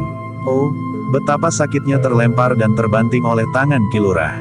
Keduanya semakin asyik memperhatikan perkelahian itu dari kejauhan. Meskipun mereka tidak melihat jelas, tetapi mereka dapat membedakan, yang manakah pimpinannya dan yang manana Agung Sedayu. Dalam keremangan cahaya obor yang lemah di kejauhan, mereka melihat dan meyakini bahwa pemimpinnya akan dapat memenangkan perang tanding itu dan melumatkan lawannya. Tiba-tiba saja selagi kawannya asyik melihat perang tanding itu, yang seorang berdesis, apakah kita akan menunggu saja sambil berdiam diri di sini? Maksudmu, kita dapat berbuat sesuatu. Sambil menunggu Ki Lurah membunuh Agung Sedayu, kita mempunyai sedikit waktu. Untuk apa? Kau pernah mendengar bahwa Demang Sangkal Putung adalah Demang yang kaya. Lalu, kita sudah berada di Sangkal Putung sekarang. Bukankah ini merupakan kesempatan yang baik? Kita merampok maksudmu? Ya, itu bukan tujuan kita. Kita mengawal Ki Lurah untuk tujuan tertentu. Bukan untuk merampok. Yang lain tersenyum. Katanya, sejak kapan kau menjadi orang yang sangat baik hati? Kita sudah terbiasa mempergunakan segala kesempatan. Sekarang kesempatan itu datang lagi. Setelah kita yakin bahwa Ki Lurah akan menang, dan kita pun yakin bahwa jika kawan-kawan Agung Sedayu itu mencoba membantunya, maka mereka akan dilumatkan pula, sehingga kita mempunyai waktu untuk berbuat sesuatu yang tentu akan menyenangkan hati. Ki Lurah pula berhasil membunuh Agung Sedayu sementara kita akan mendapat pendok mas tretes intan berlian, timang emas dan berjenis-jenis perhiasan yang pasti ada di rumah itu. Kawannya berpikir sejenak, sementara yang lain melanjutkan, Ki Lurah tentu akan memuji ketangkasan kita berpikir dan mempergunakan waktu. Kawannya menjadi ragu-ragu. Tiba-tiba saja ia bertanya, apakah di antara mereka terdapat Ki Demang dan Ki Jagabaya? Yang lain mengerutkan keningnya. Jawabnya, aku tidak tahu pasti. Tetapi seandainya mereka pun ada tidak akan banyak berarti. Maksudmu, jika mereka bukan Ki Demang dan Ki Jagabaya, mungkin Ki Demang justru masih ada di dalam rumahnya. Kawannya tersenyum kecut. Jawabnya, Demang Sangkal Putung tidak lebih dari seekor kelinci sakit-sakitan. Kawannya berpikir sejenak, namun ia pun kemudian mengangguk-angguk sambil berkata, "Ya." Demang Sangkal Putung tidak lebih dari seekor kelinci sakit-sakitan. Keduanya pun kemudian bergeser dari tempatnya. Mereka masuk jauh ke dalam bayangan pepohonan. Dengan hati-hati mereka merambat ke kebun belakang. Dari kebun itu mereka akan masuk ke kebun di belakang rumah Ki Demang Sangkal Putung. Mereka tentu tidur nyenyak, desis yang seorang. Hanya orang-orang yang memiliki daya tahan yang tinggi sajalah yang dapat terhindar dari sirap yang tajam ini. "Jika semua pintu diselarak, kita akan memecah pintu butulan atau pintu belakang," berkata yang lain. Dengan demikian keduanya sama sekali tidak ragu-ragu lagi. Mereka meloncat ke kebun di belakang rumah Ki Demang Sangkal Putung. Kemudian mereka berjalan menuju ke pintu di bagian belakang. "Pintu ini diselarak," desis yang seorang. Yang lain tertawa. Katanya, "Apa artinya pintu bagi kami dalam keadaan seperti ini? Kita dapat memecahnya seperti kita memecah gerabah. Tidak ada kesulitan apapun juga." Kawannya tidak menjawab. Ia pun mengerti bahwa memecah pintu itu memang tidak ada sulitnya. Dan ia pun tahu bahwa suaranya tidak akan membangunkan orang-orang yang terkena sirap. Karena itu, ia sama sekali tidak mencegah ketika kawannya dengan serta-merta telah menendang pintu lerek itu dengan sekuat tenaganya. Pintu itu pecah berkeping-keping. Suaranya berderak memekakkan telinga. Namun seperti yang diperhitungkan oleh kedua orang itu, tidak seorang pun yang tidur di ruang belakang terbangun. Juga mereka yang tidur di dapur dan di serambi. Dua orang itu termangu-mangu sejenak. Seperti berjanji keduanya tertawa melihat pintu yang menganga dan suasana yang sepi. Tidak seorang pun yang terbangun. "Lihat, perempuan itu tidur nyenyak sekali," berkata yang seorang. Yang lain pun seperti mati. "Marilah kita masuk ke ruang dalam. Kita akan membongkar segala geledek dan peti-peti penyimpanan harta benda Demang yang kaya raya ini." Sejenak mereka memandang berkeliling. Mereka melihat perabot Demang Sangkal Putung yang terhitung lengkap. Karena itulah maka mereka menganggap bahwa barang-barang simpanannya pun tentu cukup banyak. "Apa arti kematian Agung Sedayu?" desis yang seorang. "Barangkali baru lengkap artinya jika kami mendapatkan sesuatu dari rumah ini." "Ah, macam kau tentu berpijak pada pikiran yang rendah. Bagi Ki Lurah kematian Agung Sedayu itulah yang terpenting. Dan kita tidak mendapat kemenangan apapun dari kademangan ini jika kita sekedar melihat Agung Sedayu mati."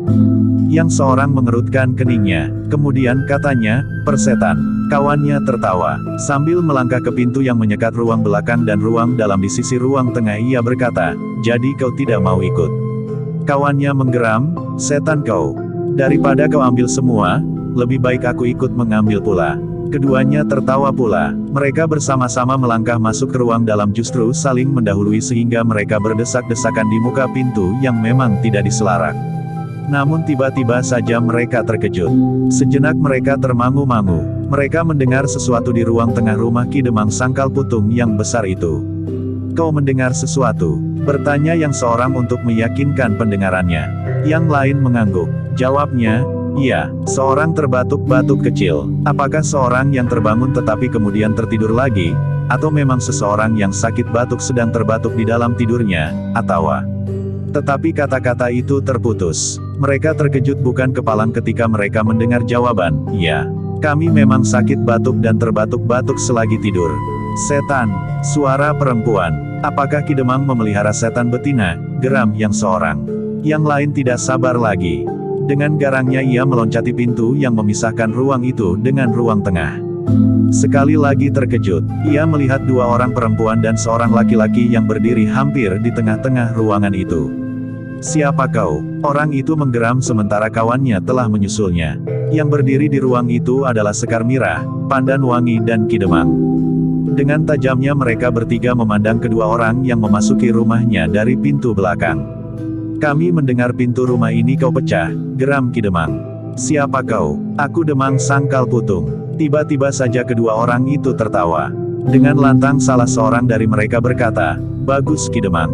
Ternyata Ki Demang termasuk seorang yang luar biasa, bahwa Ki Demang dapat melepaskan diri dari pengaruh sirap." Tetapi terlebih-lebih lagi adalah kedua orang perempuan ini. Nampaknya mereka bukan perempuan kebanyakan, menilik pakaiannya dan kemampuannya mengatasi ilmu yang tajam ini. "Tetapi siapakah kalian Kisanak?" bertanya Ki Demang. "Tidak ada perlunya Ki Demang mengetahui siapa kami. Sebaiknya Ki Demang dengan sukarela menyerahkan semua yang ada pada Ki Demang." Jika persoalan ini cepat selesai, Ki Demang akan sempat menyaksikan saat-saat terakhir dari Agung Sedayu yang mengalami nasib buruk di halaman. Ki Demang menjadi semakin tegang. Namun ia segera mengetahui bahwa kedua orang itu tentu bermaksud buruk. Bahkan tentu ada hubungannya dengan orang-orang yang sedang berada di halaman. Ternyata bahwa mereka telah menyebut Agung Sedayu. Tetapi Sekar Mirah dan Pandan Wangi, keterangan orang itu membuat mereka semakin berdebar-debar. Jika benar bahwa Agung Sedayu mengalami kesulitan, maka apakah mereka dapat berdiam diri? Apakah Kiai Gringsing, Ki Waskita dan Ki Widura hanya menonton saja sambil bermimpi? Bertanya Sekar Mirah di dalam hatinya. Namun kegelisahan itu ternyata telah tertumpah pada kedua orang yang telah memasuki rumahnya itu. Dengan lantang ia menjawab, "Kau tidak berhak memasuki rumah kami. Apalagi jelas bahwa kalian bermaksud jahat. Tetapi dengan demikian tidak ada lagi jalan keluar. Kalian harus kami tangkap." Kedua orang itu tertawa keras-keras sehingga tubuhnya berguncang. Salah seorang dari keduanya berkata di sela-sela derai tertawanya, "Jangan marah gadis manis. Kau harus menyadari bahwa yang ingin kami minta dari Ki Demang adalah semua miliknya termasuk kau." "Hei, apakah kedua perempuan ini istri muda Ki Demang?" "Gila?" teriak Sekar Mirah, "Aku anaknya, dan ini adalah menantunya. Tetapi kau tidak usah berurusan dengan Kakang Swandaru agar kau tidak dicincangnya sampai lumat. Menyerahlah dan berlututlah di bawah kaki kami." Keduanya menjadi tegang, dengan heran keduanya memandang Sekar Mirah dengan sorot mata yang mulai menyala. Kemarahan yang mulai tumbuh di dalam dada mereka membuat kedua orang itu tidak dapat menahan diri lagi. "Persetan, geram yang seorang, kita buat mereka jera. Meskipun sebenarnya perempuan-perempuan cantik itu kami perlukan. Tetapi mereka berdua sangat sombong."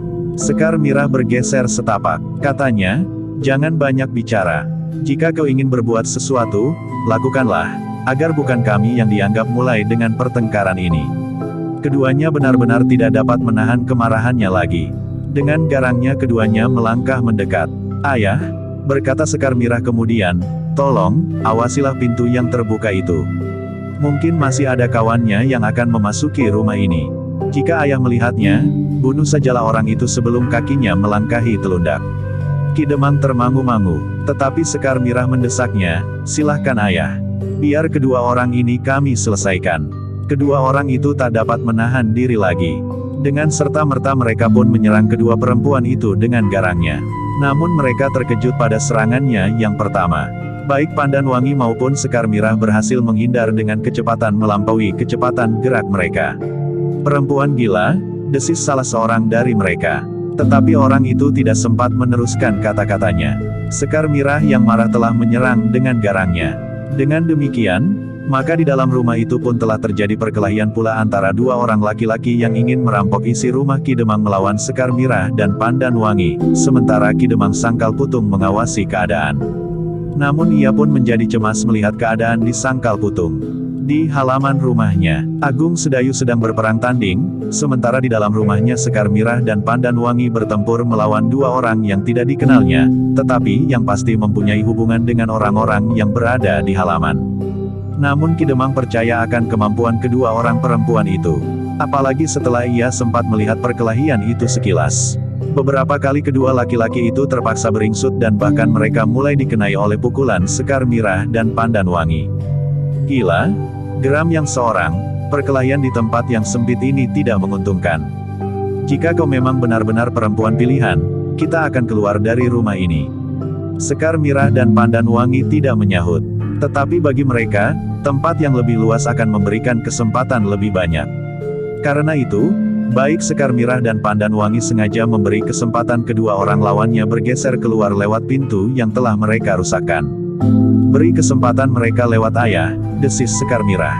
Ki Demang tidak berbuat sesuatu ketika kedua orang itu berloncatan keluar dan bersiap menunggu lawan-lawannya. Namun agaknya mereka tidak bersabar lagi dan ingin bertempur sampai kemungkinan terakhir, sehingga karena itu mereka telah menggenggam senjata di tangan masing-masing. Sekar Mirah dan Pandan Wangi pun ingin dengan segera menyelesaikan pertempuran itu. Mereka pun ternyata telah menggenggam senjata masing-masing pula.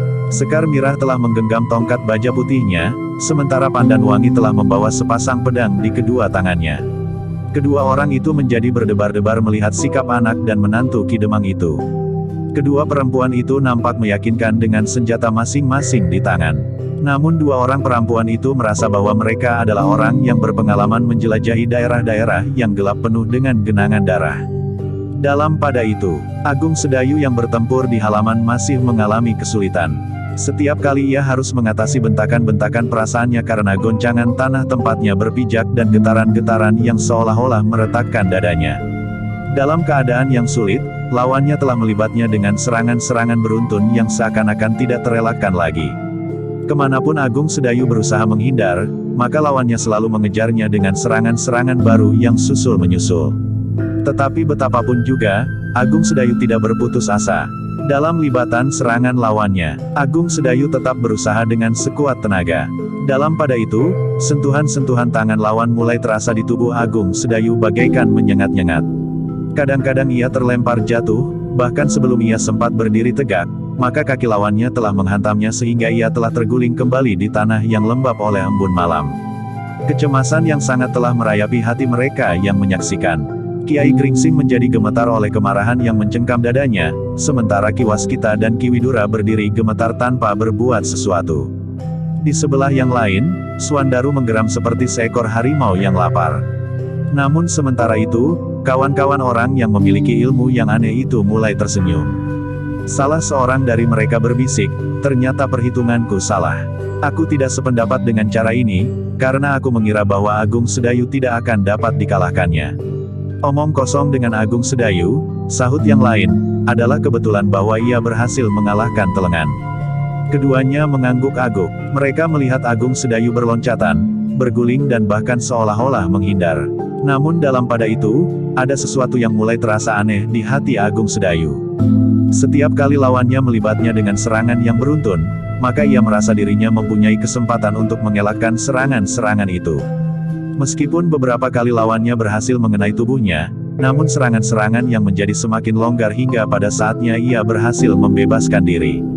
Tetapi pada saat yang demikian, kembali ia diguncang oleh bentakan-bentakan tanah dan teriakan-teriakan yang menghimpit jantung. Tetapi Agung Sedayu masih mencoba meyakinkannya.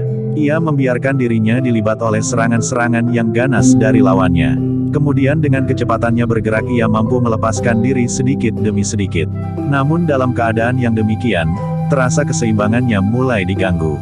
Tidak ada jalan lain, desis Agung Sedayu, aku tidak mau mati sekarang. Betapapun juga, aku harus mempertahankan hidupku. Jika akibatnya tidak seperti yang aku inginkan, adalah di luar kemampuanku. Yang diperlukan Agung Sedayu kemudian adalah kesempatan. Menurut perhitungannya, lawannya pun memerlukan kesempatan untuk melepaskan ilmu yang aneh baginya. Dalam pertempuran yang rapat, lawannya tidak sempat mengguncang tanah dan melepaskan getaran lewat suara teriakan dan tertawanya. Jika Agung Sedayu merenggang dan lepas dari libatan serangannya, barulah ia melepaskan ilmunya yang aneh itu. Karena itulah, maka Agung Sedayu yang tubuhnya mulai dijalari oleh perasaan sakit dan nyeri itu mulai membuat pertimbangan yang mapan. Ia tidak ingin gagal dan terjerumus ke dalam kesulitan yang semakin parah. Dengan sisa tenaganya, pada saat-saat lawannya melibatkan dalam serangan yang seolah-olah tidak dapat dihindarinya, maka Agung Sedayu mencoba untuk mengeterapkan perhitungannya. Ia sama sekali tidak menghindar dan mengelak. Tetapi ia dengan segenap kekuatannya sengaja membenturkan dirinya pada kekuatan lawannya. Ketika Agung Sedayu terguncang oleh hentakan ilmu lawan yang seolah-olah menimbulkan gempa, Agung Sedayu memusatkan daya tahannya untuk melawan serangan lawan yang menurut perhitungannya akan segera menghantamnya. Dalam goncangan itu ia melihat lawannya mulai meloncat dengan kakinya yang terjulur lurus mengarah ke dadanya. Serangan yang berkali-kali telah melemparkannya jatuh di tanah disusul dengan serangan-serangan lain yang membuatnya menjadi bingung. Tetapi Agung Sedayu tidak menghindar. Meskipun rasa-rasanya tanah di bawah kakinya bergelombang, namun ia tetap berdiri sambil menyilangkan tangannya di dadanya. Ternyata telah terjadi benturan yang dahsyat. Agung Sedayu masih juga terlempar beberapa langkah. Ia jatuh berguling sambil menyeringai kesakitan. Dadanya yang tertekan oleh tangannya yang dibuatnya sebagai perisai, terasa sakit. Nafasnya bagaikan terputus untuk sesaat. Namun dalam pada itu, ternyata bahwa lawannya pun telah terlempar pula. Meskipun ia tidak jatuh terguling, tetapi ia pun menjadi terhuyung-huyung. Kakinya merasa sakit bagaikan membentur dinding baja yang tak tergoyahkan. Pada saat itulah Agung Sedayu mempergunakan kesempatan sebaik-baiknya. Dengan tenaga yang masih ada padanya ia pun segera bangkit dan duduk di atas tanah. Sengaja ia tidak berdiri untuk memperkecil goncangan-goncangan yang melepaskan keseimbangannya. Lawannya sama sekali tidak mengerti apa yang akan dilakukan oleh anak muda itu. Dalam keadaan yang demikian, ia sudah siap menghentak tanah dan berteriak atau tertawa sekeras-kerasnya, sehingga bumi bagaikan diamuk gempa, dan isi dada bagaikan rontok karenanya. Agung Sedayu tidak menghiraukannya, ia hanya memerlukan waktu yang tidak lebih lama dari waktu yang diperlukan oleh lawannya. Baginya tidak ada jalan yang dapat dilakukan kecuali langsung melumpuhkan sumber dari goncangan-goncangan tanah tempatnya berpijak dan hentakan jantung dadanya. Tidak dalam libatan benturan jasmaniah, karena rasa-rasanya ia tidak dapat mengatasi gangguan keseimbangannya. Lawan Agung Sedayu itu menjadi heran ketika ia melihat Agung Sedayu justru duduk diam. Anak muda itu tidak lagi berusaha untuk melonjak-lonjak menghindari serangan-serangannya yang bakal datang beruntun atau menekan dadanya dengan telapak tangannya oleh hentakan yang tidak tertahankan. Tetapi lawan Agung Sedayu itu tidak menghiraukannya. Didahului dengan lontaran ilmunya yang mengguncang bumi dan memeras jantung, ia siap untuk meloncat menyerang. Pada saat itu Agung Sedayu pun sudah siap, ia benar ingin melumpuhkan lawannya sebelum lawannya menyentuh tubuhnya dalam serangan yang akan datang membadai. Sejenak suasana di halaman itu menegang. Orang-orang yang menyaksikan perang tanding itu pun menahan nafasnya. Mereka melihat sikap Agung Sedayu yang berbeda. Anak muda itu seakan-akan sedang merenungi nasibnya yang buruk menghadapi serangan yang tidak terelakkan. Bahkan seolah-olah Agung Sedayu sudah berputus asa, duduk diam tanpa mengadakan perlawanan lagi betapapun dahsyatnya serangan lawannya. Namun dalam pada itu, Kiai Gringsing dan Ki Waskita menjadi berdebar-debar. Bahkan di luar sadar mereka telah bergeser mundur. Tetapi Swandaru yang tak mengetahui apa yang akan terjadi, benar-benar jadi bingung melihat sikap Agung Sedayu. Ia pun mengira bahwa Agung Sedayu sudah tidak mempunyai tenaga lagi untuk melawan, sehingga karena itu, maka ia pun duduk pasrah menerima nasibnya.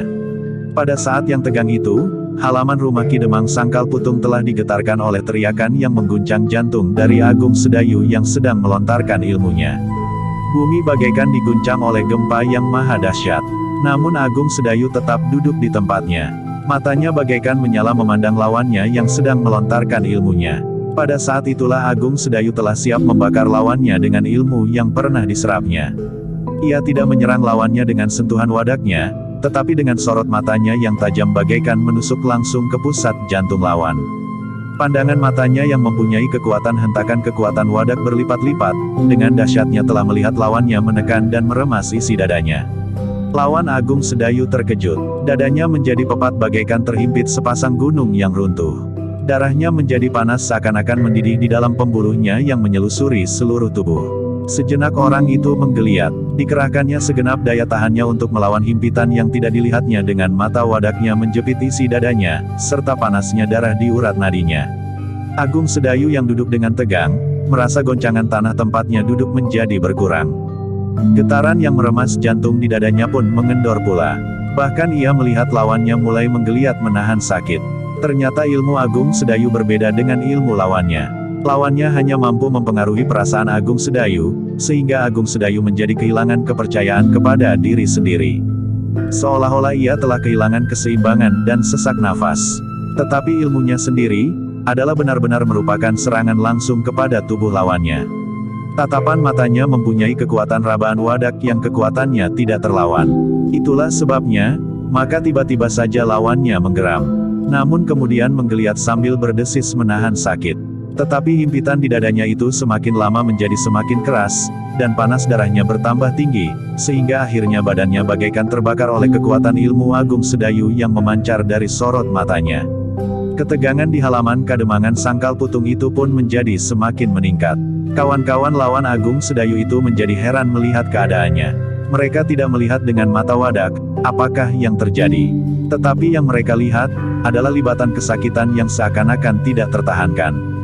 Bersambung ke jilid 117.